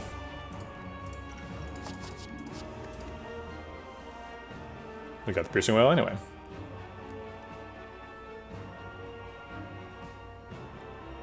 Or we could just Survivor.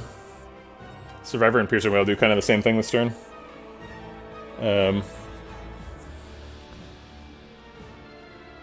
Yeah, that's true. Blade Dance was blocking for 4. It's a lot of time, though, to consume. I kind of want my attacks to be like Grand Finale and stuff. Yeah, I guess I want to save the Piercing Wail. Flying Knee's a bad card. I'll get rid of that.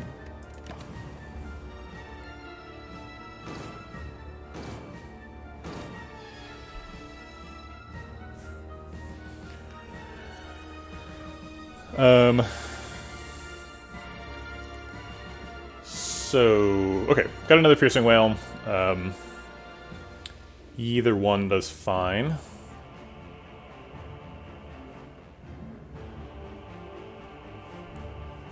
Let's do Little Piercing Wail and then Calculated Gamble. I have Ritual Dagger and Grand Finale in hand. It's so awkward. Ritual Dagger does 132 with Vulnerable, so it'd be 264.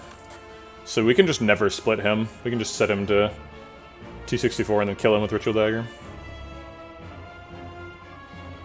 That sounds pretty good.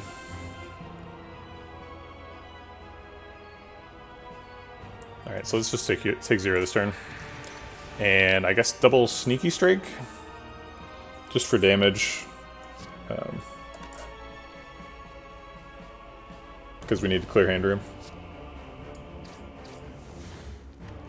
Okay.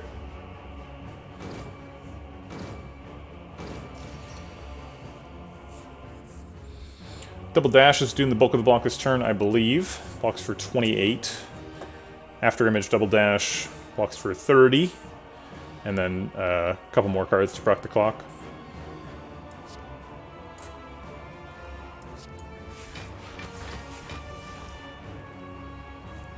Okay, so we want to draw 2 cards and play 7. How do we set this up? We have a lot of card draw in hand. Yeah, 3 cards. We can't use this Calculated Gamble because we have Ritual Dagger and Grand Finale in hand. But I don't think we can Phantasmal Killer this turn, right? Yeah, that's true, Ink. Good point. So we've got, let's see, we've got 3, 6, 8 cards in hand. So there's 20 cards total. So we need to play 10 cards. If we play 10 cards, Time Lord's count goes down by net 2. So he'll be on 7 when we do the Grand Finale Ritual Dagger, ideally. Which seems fine. And Ink Bottle will be back on 8, which is also fine. Or actually, no, that'll proc Ink Bottle at the end of the fight, which is whatever. I don't care. I just want to win this fight, you know?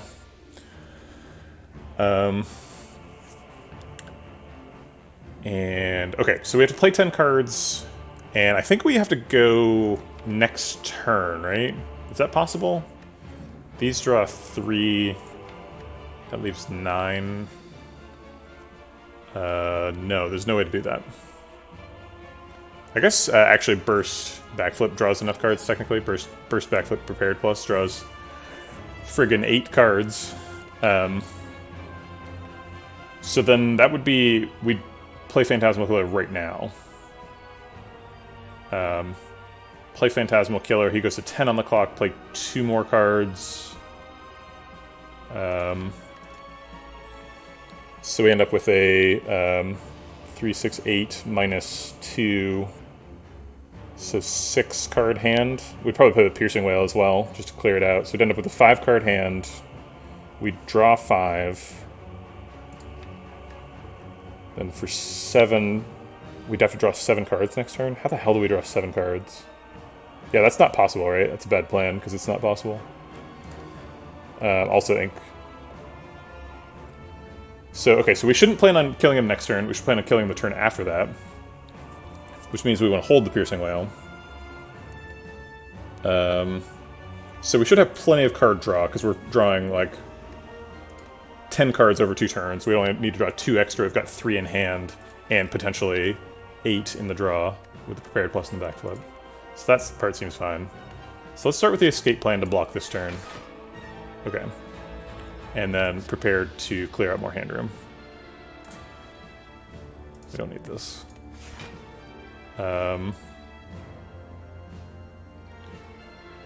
3, 6, 8 cards in hand still. So we're only drawing 2 next turn. And the only way to clear hand room is Piercing Wail. So I guess I'll play Piercing Wail.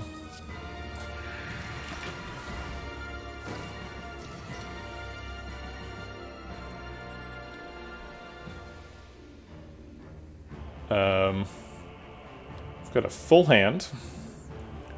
We did not draw Burst. So probably we want to play 6 cards this turn. So that we can draw 6. Or, yeah, play 6 cards, because then hand size is the constraint, right? Not cards drawn. Because all of our cards also draw cards. Okay, so this is the Phantasmal Killer turn. So we're setting that up. And we should play Leg Sweep to block. And so that's 2 cards. We can just conveniently look at his clock. Once the clock hits 6, we're done playing cards.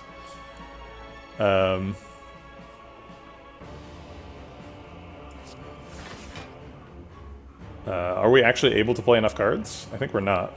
I guess some of the cards get played next turn, right? So we draw, like, neutralized and prepared, and those help us clear out the hand.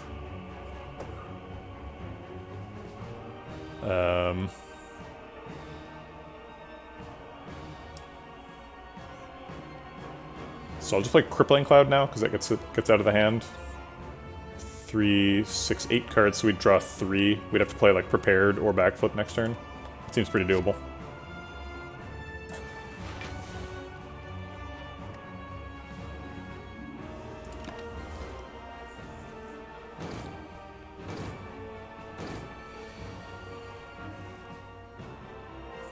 Okay, so neutralize to get it out of the hand, either backflip or prepared to draw the end of the deck. Grand Finale Ritual Dagger for lethal. Or at least what I assume is lethal. Okay.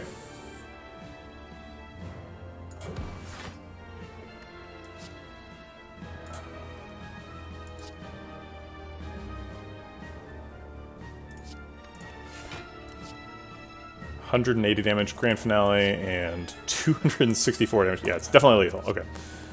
And it even sets up Ink Bottle on 9. Amazing. Okay. Got through. We perfected both boss fights, although we did spend a potion on Time Eater because we got a poor draw. So that ink bottle really paid off. Or the coffee dripper. Coffee dripper into Pantograph is kind of cheating, but we didn't ever need to rest. Okay. So Act 4 stuff. Yeah, we continue to never miss Ritual Dagger procs, too. We've literally not skipped a single fight.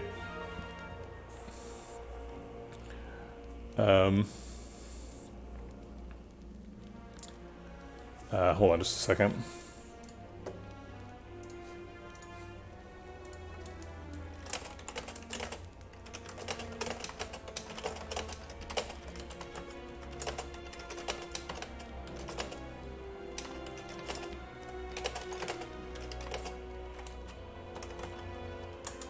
Okay.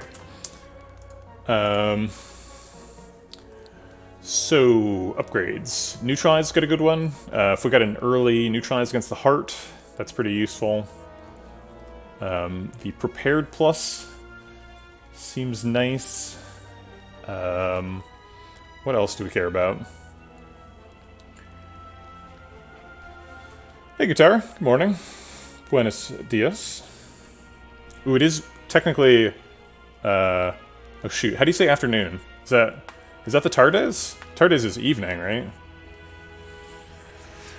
When you ask how the bread is going, are you asking about my personal bread? Like myself? Or my, like, bread making? My hobby. Ah, evening and night is noches. Gotcha.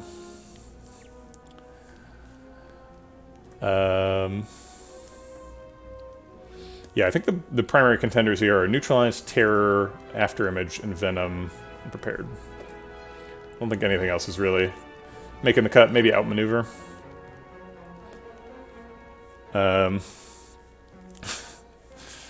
Sure, the gluten development. Yeah, well, I haven't actually made bread in the last couple days. We made a pizza a while ago, and I let the... because we like didn't want to make bread and pizza on the same day... So the day the like dough was originally ready, I just made bread, and I left the dough for the pizza in the refrigerator to retard for a whole extra day, and that left it like really stiff and sort of scaly on the top. It formed like a crust, but that's kind of fine because you want pizza to be a flatbread anyway, right? You don't want like a ton of really active yeast. You kind of want like a dead.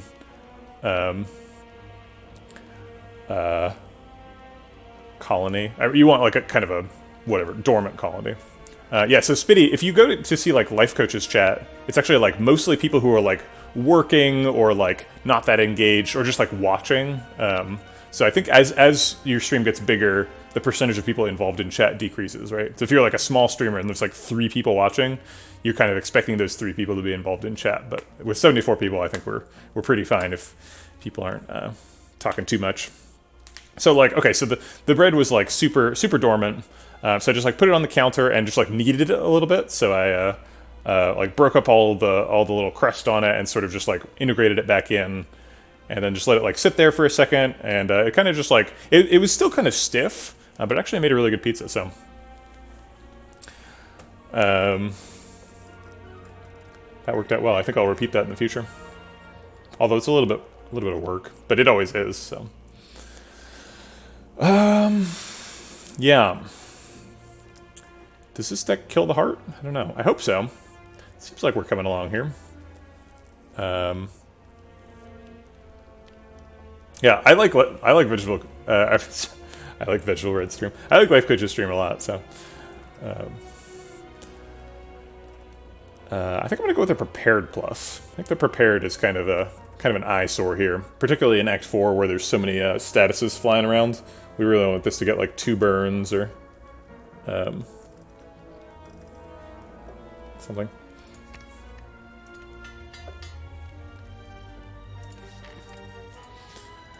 Okay. Toolbox seems nice. Bag of prep. There's our footwork. A lot of good stuff here. Issue of fruit juice. Ink Bottle gets into my brain so much that like when I'm at a shop, I'm like, okay, I'll buy 1 card and then I'll draw a card and see what that is. No, Ink Bottle does not function at shops. That thing on the corner of your stairs, little landing, I've always been curious. Yeah, I kind of hate that little thing, the little kick out. I think it's just so the stairs protrude into the room a little bit, and I think they just didn't want to deal with the side of the stair being visible, because you need to like make the bottom stair wider or something. So yeah, there's just a little I don't know, little extension to the wall to cover the stairs, I guess. That's right, it's a handrail for cats. Cats who always have all of their limbs on the ground. Weak Pot's pretty good against the heart. Extra Piercing Wail is good for Act 4. I mean, every fight in Act 4 wants a Piercing Wail, right? You could take an extra Piercing Wail. It looks like a flap you can flip up to puke in. Why in God's name would you think of that? Ew. It's so gross. Oh, you mean the thing on the landing before the stairs turn. Hold on, let me see what your camera sees. What is that little thing? Yeah, so that is an urn that is holding the ashes of my mother-in-law, who I never met.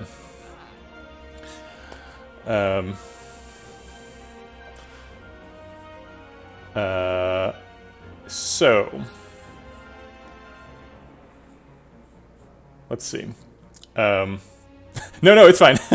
it's in view, so it's there. Yeah, we should have a better spot for it, but whatever. Yeah, Spitty, I live with my wife. My wife did meet her. So Toolbox and Bag of Prep are both amazing.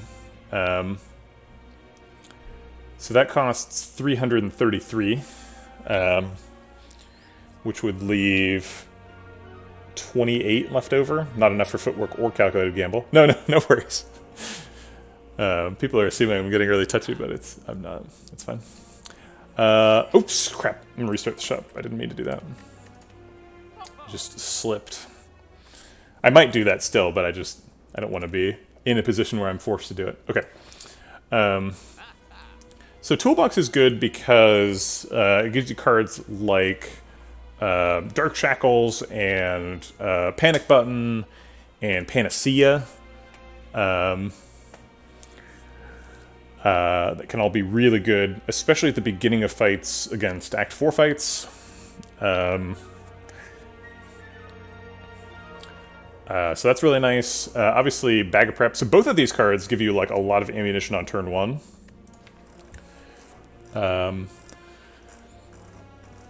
Which mitigates the possible randomness of draw order, which is it's what both of them do, and they're both really good at it. And draw order is like the main way that you lose in Act 4, right? Because the heart puts a bunch of statuses in your deck, and then you draw them, and you lose. It's like the heart fight in a nutshell. But I would really like to buy that footwork, is the problem. So maybe we skip the bag of prep. Because bag of prep just means that we like draw a full hand a turn earlier. And we still do struggle a little bit with having enough energy to play all the cards. So I don't think we super need bag of prep. So I think it's like footwork, card remove, toolbox. Can we afford that? Yes. 347. Okay. 347. That means we're not buying a potion.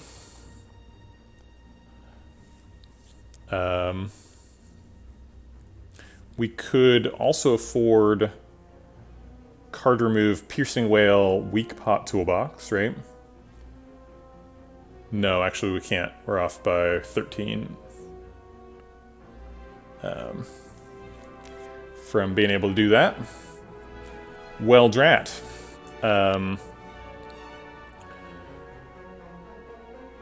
Calculated Gamble is exactly 13 cheaper than Piercing Whale, so I guess technically we could do Calculated Gamble, Toolbox, Weak Pot card remove, and spend all the money down to 0.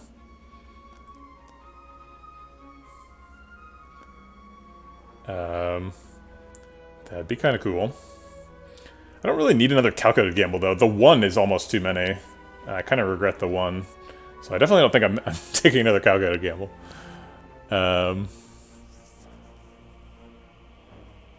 So Toolbox helps mitigate the randomness of draw order because you get like a tool that's always useful in the fight, but it is also a little bit random itself, right? Because you can also get like 3 non-useful cards, whereas Bag of Prep like only gives you useful cards because it gives you cards that are in your deck.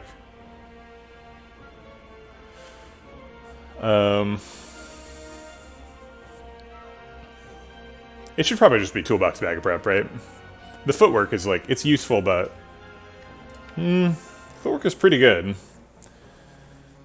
This deck's got 2 escape plans, double casting dashes all the time.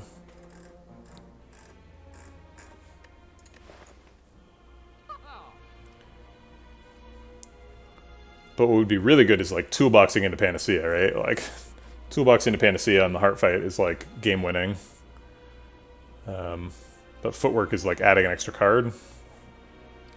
I don't know. I don't think there's any way to play this shop wrong. I think this shop has got a lot of really strong options. You can kind of do whatever you want here. Alright, I'm going to do the toolbox Bag of Prep. Just because it makes me feel happy to have so many options on turn 1. Lets me set stuff up. Okay. I guess I'll take a blind. Peel off some artifact charges with that. I want to play Calculated Gamble right now, but I have a Ritual Dagger in hand. I think I want to land that Ritual Dagger. Can I just Ritual Dagger right now? Oh my god, I can. We could just double sneaky stack Ritual Dagger on Spire Shield right now.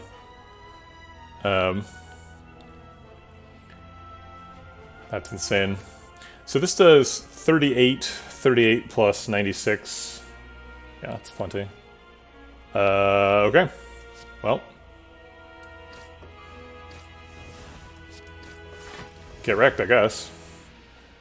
Alright, I guess we'll just outmaneuver to set up for next turn. And play the blind, get it out of hand. Actually, blind is fine where it is. We might end up bursting it.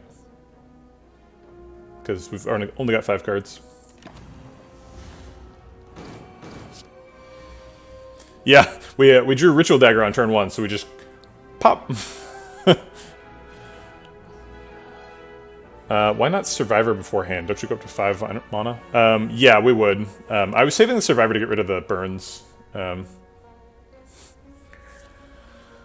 Okay. So, speaking of surviving the burns, are we doing that now? We can neutralize Burst Blind to weaken him. So then he'll hit for 6 times 4. And we can also burst the Survivor to block for 18. 6 times 4 is 24. 18 slightly less than 24, but we have Pantograph, so whatever. And we can land Terror as well with that.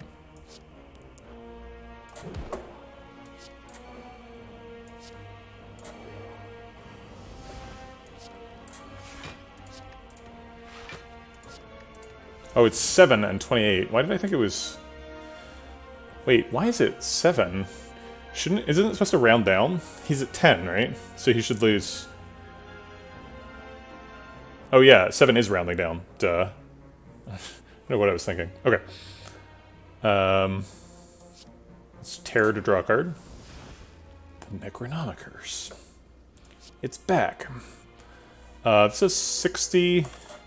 Or we could calculate a gamble and look for some way to block for a small amount. I'll take 10. We've got Pantograph. I guess I can do both. There's no reason to hold on to those 2 cards. Alright, great.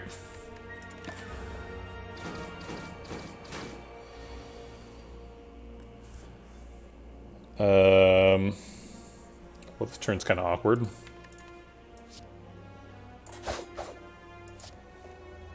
Oops. Great, we can blow for next turn.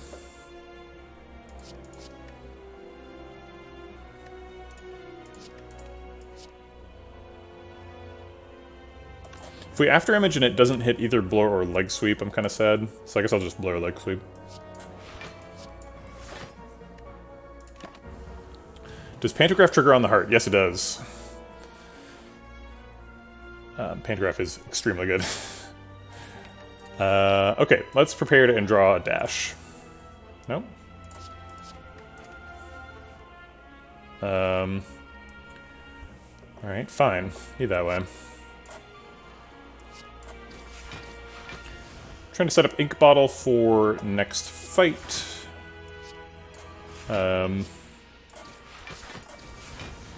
So, double dash next turn will kill him.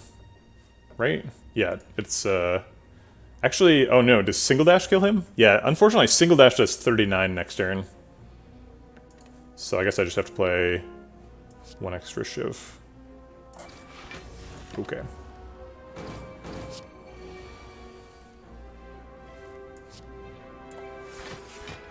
Okay. Ink Bottle on 9, let's go fight the heart. Reflex? I was regretting not picking one at the store. Do I pick one now? No, it seems like the deck is too expensive for a Reflex, right? We're having trouble playing all the cards every turn. So I don't think we can afford to pick a Reflex. Do we still have skills to upgrade? Yeah, there's a couple. Terror, Outmaneuver, Piercing Whale, 2 Piercing Whales. But that is it, because we've had that Toxic Egg for quite a while, so only a couple of upgrades left. I think we're no on Reflex. Also no on Deflect. I just don't want to spend a draw on it. It's kind of good, though, and we do have oddly smooth stone. Maybe if I'd picked up the footwork.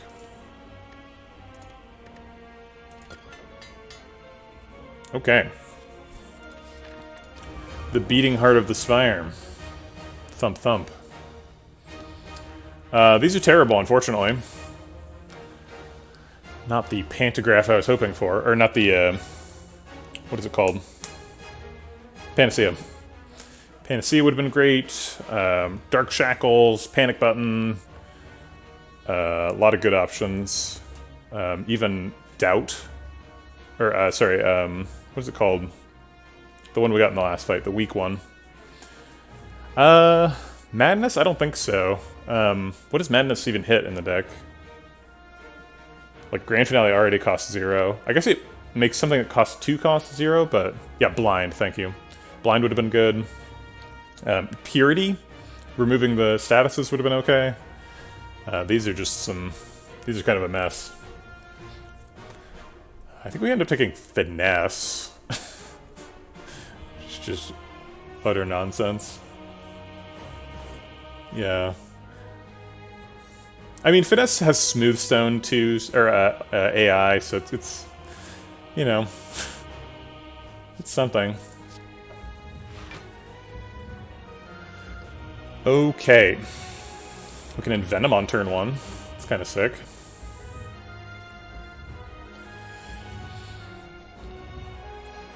Let's Finesse and see if we can find Blur. After Image is nice.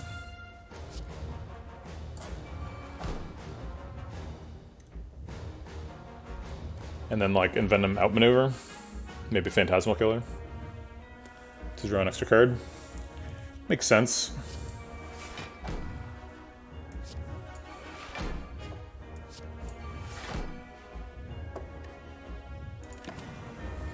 We developed all of our powers. Got a lot of energy. Piercing Whale's sick. Let's Survivor first, so that we block the beat damage. I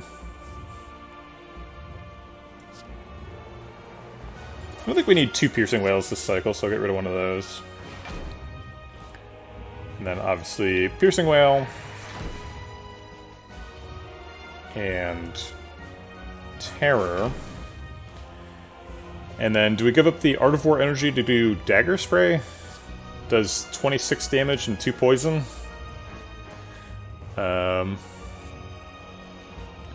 Sounds worse than just having an energy, I think. We do have a little bit extra block. I don't know. Holding 5 energy seems so bad. I guess we just prepared here.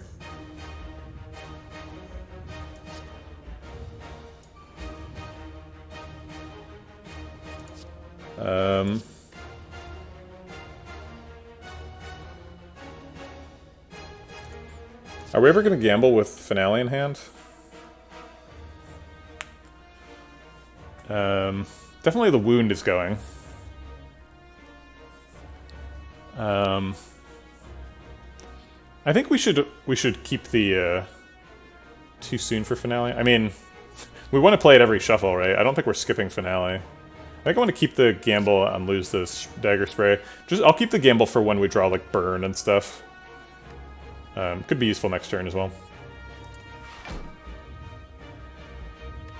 We do have lots of energy, but I'm more concerned about like dodging what the Heart's doing next turn than doing a bunch of stuff myself. Take that bronze scale damage, yeah. Okay. So now we can burst backflip if we want. Only blocks for 12. Maybe we just backflip and then calculated gamble. Crippling Cloud's pretty useful this turn as well. Could burst that.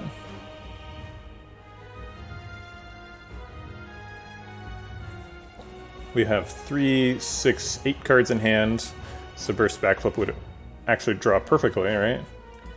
I thought it was going to overdraw when I started that sentence. I realized that was wrong. Sure. We do take beat damage here. First damage we've technically lost. Oh, I guess we do overdraw 1 with Ink Bottle, huh? Yeah. That's true. We could memorize back Grand Finale. Fair. Alright, well, let's just start with backflip then.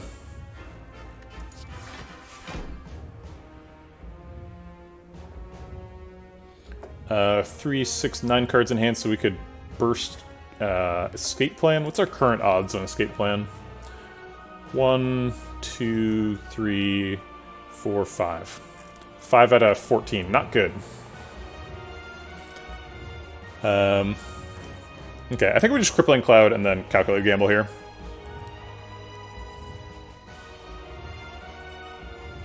We need to find like a double dash.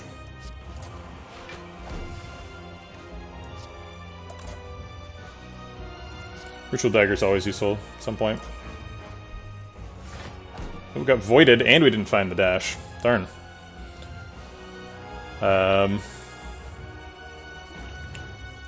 Could Liquid Memories for something?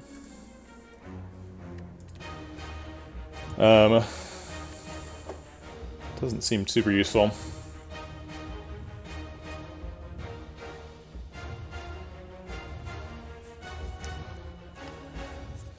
Current odds on escape plan are 0 out of 5. Okay. I don't think Sneaky would have given mana. Sneaky didn't have... we hadn't played any discards this turn. Looks rough. Looks like we just get kind of bodied here.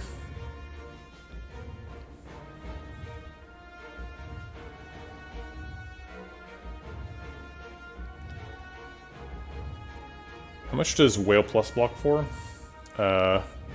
Fuse Pot. Oh, I see. Yeah, the Sneaky would give energy. That's a good point. And then we could Leg Sweep and Blur.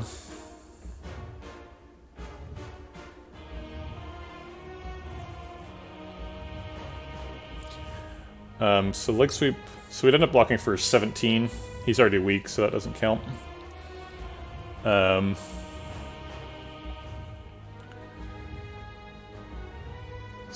it would also cost 2. And both of these would cost 2, so this blocks for 9, this blocks for 4. That's 13 net. So we'd end up blocking for 14. Take 36.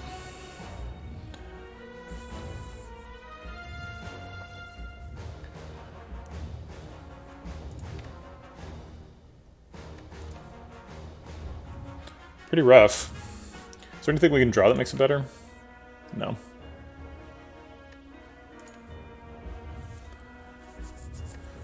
Anything else we could pot? Calculated gamble? No, it's bad.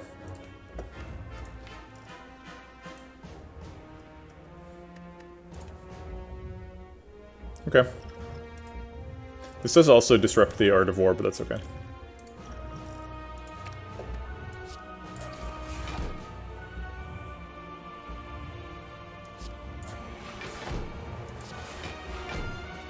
Oh, I forgot the AI block.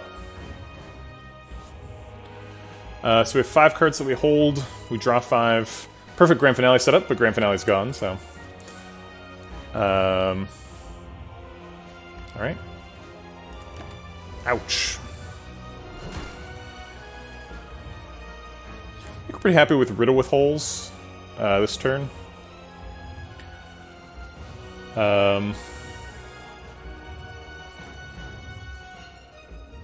We're going to need to prepare to away this Necronomicurse at some point. Riddle with Holes has a bunch of poison. Maybe we don't care that much about the poison.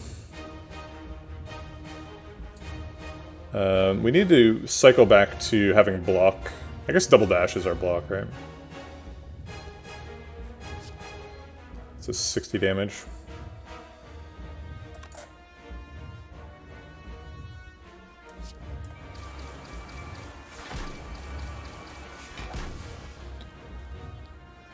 Do we prepare now?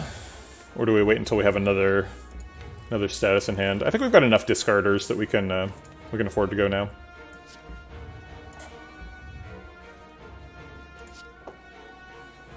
Let's get one of these flying knees out of here. Phantasmal Killer definitely wants to get played. Let's go ahead and escape plan while we've got reasonable odds. Sweet. Want to escape plan first? Yeah, could have. Would have done the same thing. Probably should have, you're right, because of the health. Okay. And then outmaneuver and flying knee for a big turn next turn. Whatever that happens to be. Hey, Merle. How's it going? We got the burst, too. Interesting. Nothing currently burstable in hand, but we'll probably draw something next turn. Why no Sneaky Strike? I wanted to save it for next turn when we had the Phantasmal up, or the double damage. Also, we're at 0 block this turn. I'm doing good, man. Just playing some silent. I guess I forgot about the ornamental fan. Alright, it's 5-card hand, so we draw 5 cards. Okay, so double dash is going to be the start. That does most of our blocking for us. And then maybe, like, burst blur or something. We survived the first cycle, which is, like, the most dangerous part of this fight, so I think we should be good now. Peeled off his artifact charges immediately with Envenom. Excellent. Yeah, hard to imagine a better burst than Blur. I guess we'll start with the Finesse, just in case we draw something better. Nope.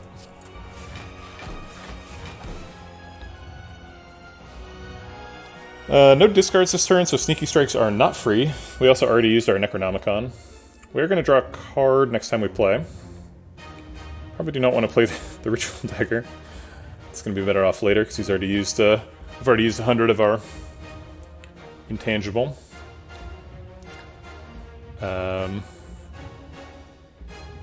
So now we just play, like, random bullshit that's left over in hand. 3, 6, 8 cards in hand, so we ideally would get rid of 3 of them. We have 4 energy, so getting rid of 3 cards seems pretty easy. Just like Dagger Spray, Sneaky Strike, Blade Dance. Okay.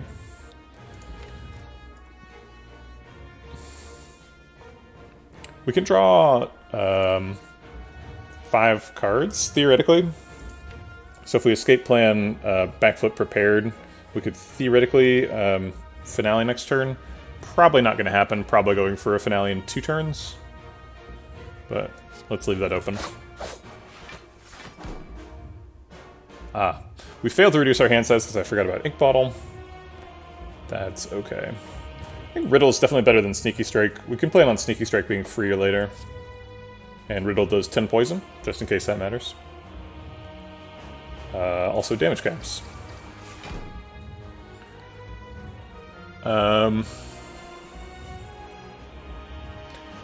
Do we skip the Blade Dance? We could escape plan and try and find Slime. Or Survivor. Yeah, I guess it's got 2 outs. Let's go for it. Whale's good for next turn. Currently at 7 cards in hand. A little bit too many. And we're overblocked fairly significantly, so I think we'll go ahead and Blade Dance, even though it's armor negative and doesn't do any damage. I guess it's armor neutral? Whatever.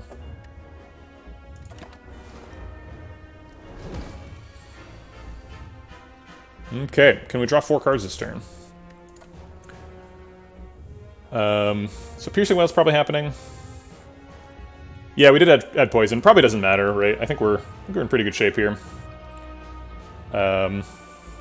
It seems like we can draw 4 cards. We just survive our way the wound, play both Sneaky Strikes, and then backflip and Prepared Plus. Yeah, easy. Got plenty of room in hand. Plenty of energy, too. Crap. Ink Bottle, why'd you do it to me? So we messed it up because of Ink Bottle. 3, 6, 7 cards in hand. So technically, if we don't play any more cards, we draw to full next turn, and we can Grand Finale then. Seems like we're going to want to play more cards, because otherwise we take 20 damage. Yeah, Prepared Backflip would overdraw us at this point.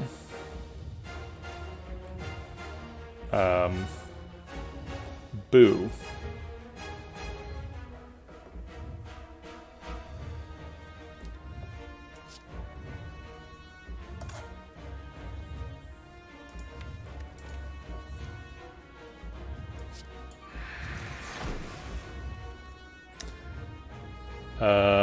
Do we just gamble then and try to draw back to a Blur before our Blur wears off? I guess if we want to do that, we would backflip gamble. Okay. Could Ritual Dagger this turn. As well. Yeah, stacking weak is not super important. I mean, it kind of matters, but he's already got weak for the first attack of next cycle. And I imagine we're killing him before that. Or before the second attack, at least. Could be wrong.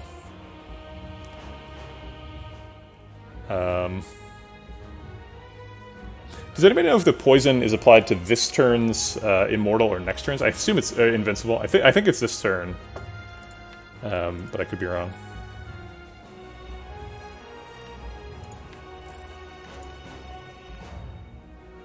It is next turn. Well, that's nice. Apparently everyone knows the answer to this question, just not me. Okay, fair enough.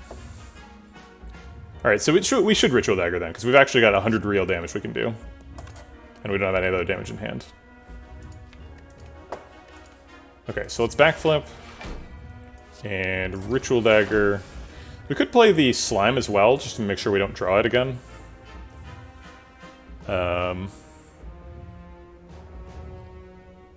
Seems like there's very little downside to that.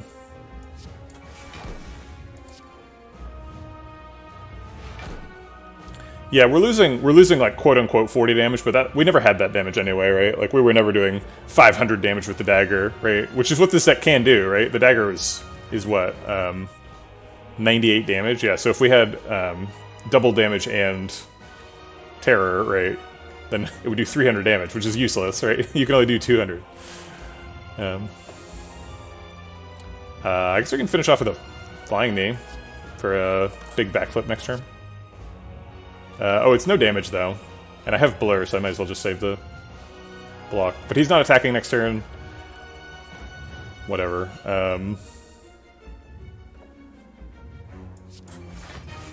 Okay.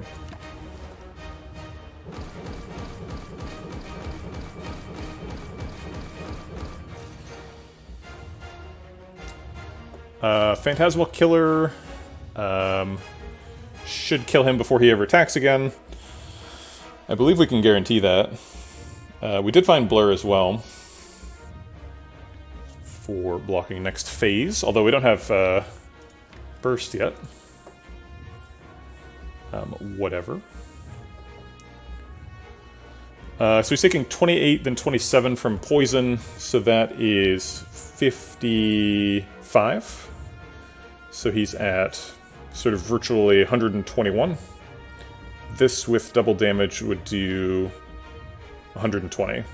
So we're off by 1 from just Phantasmal Killer. Riddle with Holes killing him next turn. So we can just Dagger Spray this turn. Or Flying Knee or whatever. We're there.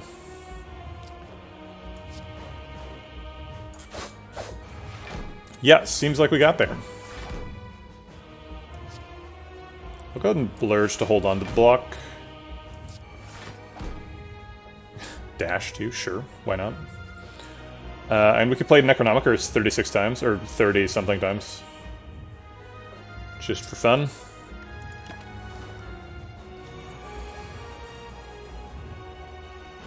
Oh crap, we're supposed to end with Grand Finale, I forgot. This is a Grand Finale deck. Crap. I don't think we can do it anymore. I think we've messed it up. We'd have to draw 11 cards this turn. Alright. You can take 120, and you can go die. Killing the Heart with Riddle with Holes. I've been live for 4 hours, 41 minutes. For this one run. This is the only run. We definitely did not die in Act 1 twice to Gremlin Knob before starting this run. That didn't happen. There's a lot of things that did happen. That's not one of them.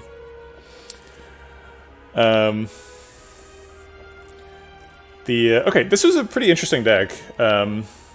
Sort of like just physical damage early, a couple of sneaky strikes and a terror. Picked up a Necronomicon early in Act 2. Obviously swapped into a Pyramid, so Pyramid, Pandora's Box, obviously puts you like way ahead of the curve. I was hoping to do Mummified Hand stuff and like Art of War. We did pivot to like mostly skills, and procced Art of War quite a few times, but not actually that much. Approximately 1/5 of our turns. Tried to play Grand Finale. I think we only played it like 3 times, maybe. Had trouble setting it up. It seems like Grand Finale and Pyramid should be easy to set up, but we found ourselves on a lot of awkward numbers. And I think we mostly just cared about ritual daggering every fight. I do not believe we missed a single ritual dagger with the exception of the heart. So we just like literally ate every single thing with ritual dagger, which is part of the power of Runic Pyramid, is you'll just always be able to land your meta-scaling. Phantasmal Killer was okay as well. Ink Bottle was actually great. Ink Bottle drawing lots of cards. We didn't feel a lot of pressure to pick like an Acrobatics or anything. I also avoided the temptation to pick like Tactician and Reflex and stuff. It just wasn't necessary. That's the Relic Stats mod, aptly named. Riddle with Holes was kind of funny. It was a Pandora's Box card. We didn't pick it, but we ended up getting like Riddle with Holes and Envenom and Mutagens. So occasionally we were doing like and Necronomicon. So occasionally like Riddle with Holes was hitting for like 80 on turn 1. So it was actually a pretty explosive deck, despite the sort of like blurricade feel of the heart fight. We were winning most of the fights pretty early. I think we perfected both Act 3 bosses, so that was nice. Killed Spire Shield on turn 1 with the Ritual Dagger. Ritual Dagger is pretty strong, turns out. I almost didn't pick the Ritual Dagger. We definitely could have missed. We took a bunch of question marks in Act 2, and Ritual Dagger came in the last question mark before the elites, and I wasn't sure at the time that we could land Ritual Dagger on an Act 2 elite, but boy did we ever. We got one proc, and then we upgraded the Ritual Dagger, and then we got every single other proc, so this Ritual Dagger was hitting about as hard as was possible. In fact, we didn't miss a single one, so that Ritual Dagger, this is a maxed out Ritual Dagger here. We also those Act 2 question marks are always, basically always a foundation of a run. You need to go to Act 2 question marks, because you need to find like Apparitions, or Bites, or Book, Ritual Dagger, Library, Ancient Writing. There's tons of them that are act changing, or game changing, and the ones here were Necronomicon, Ritual Dagger. Kind of a funny one. This Calculated Gamble, I think, ended up being bad. I like convinced myself that Calculated Gamble was good with Runic Pyramid, because we could draw a handful of wounds or something and get rid of them. But what it actually did was just drew at the same time as Grand Finale and Ritual Dagger all the time, and I was like, well, I need to set those up, so I can't really play this. We were offered 2 After Images. That was probably a better pick than the Burst. Burst is certainly nice, but there was a lot of times when a second After Image would have been quite good.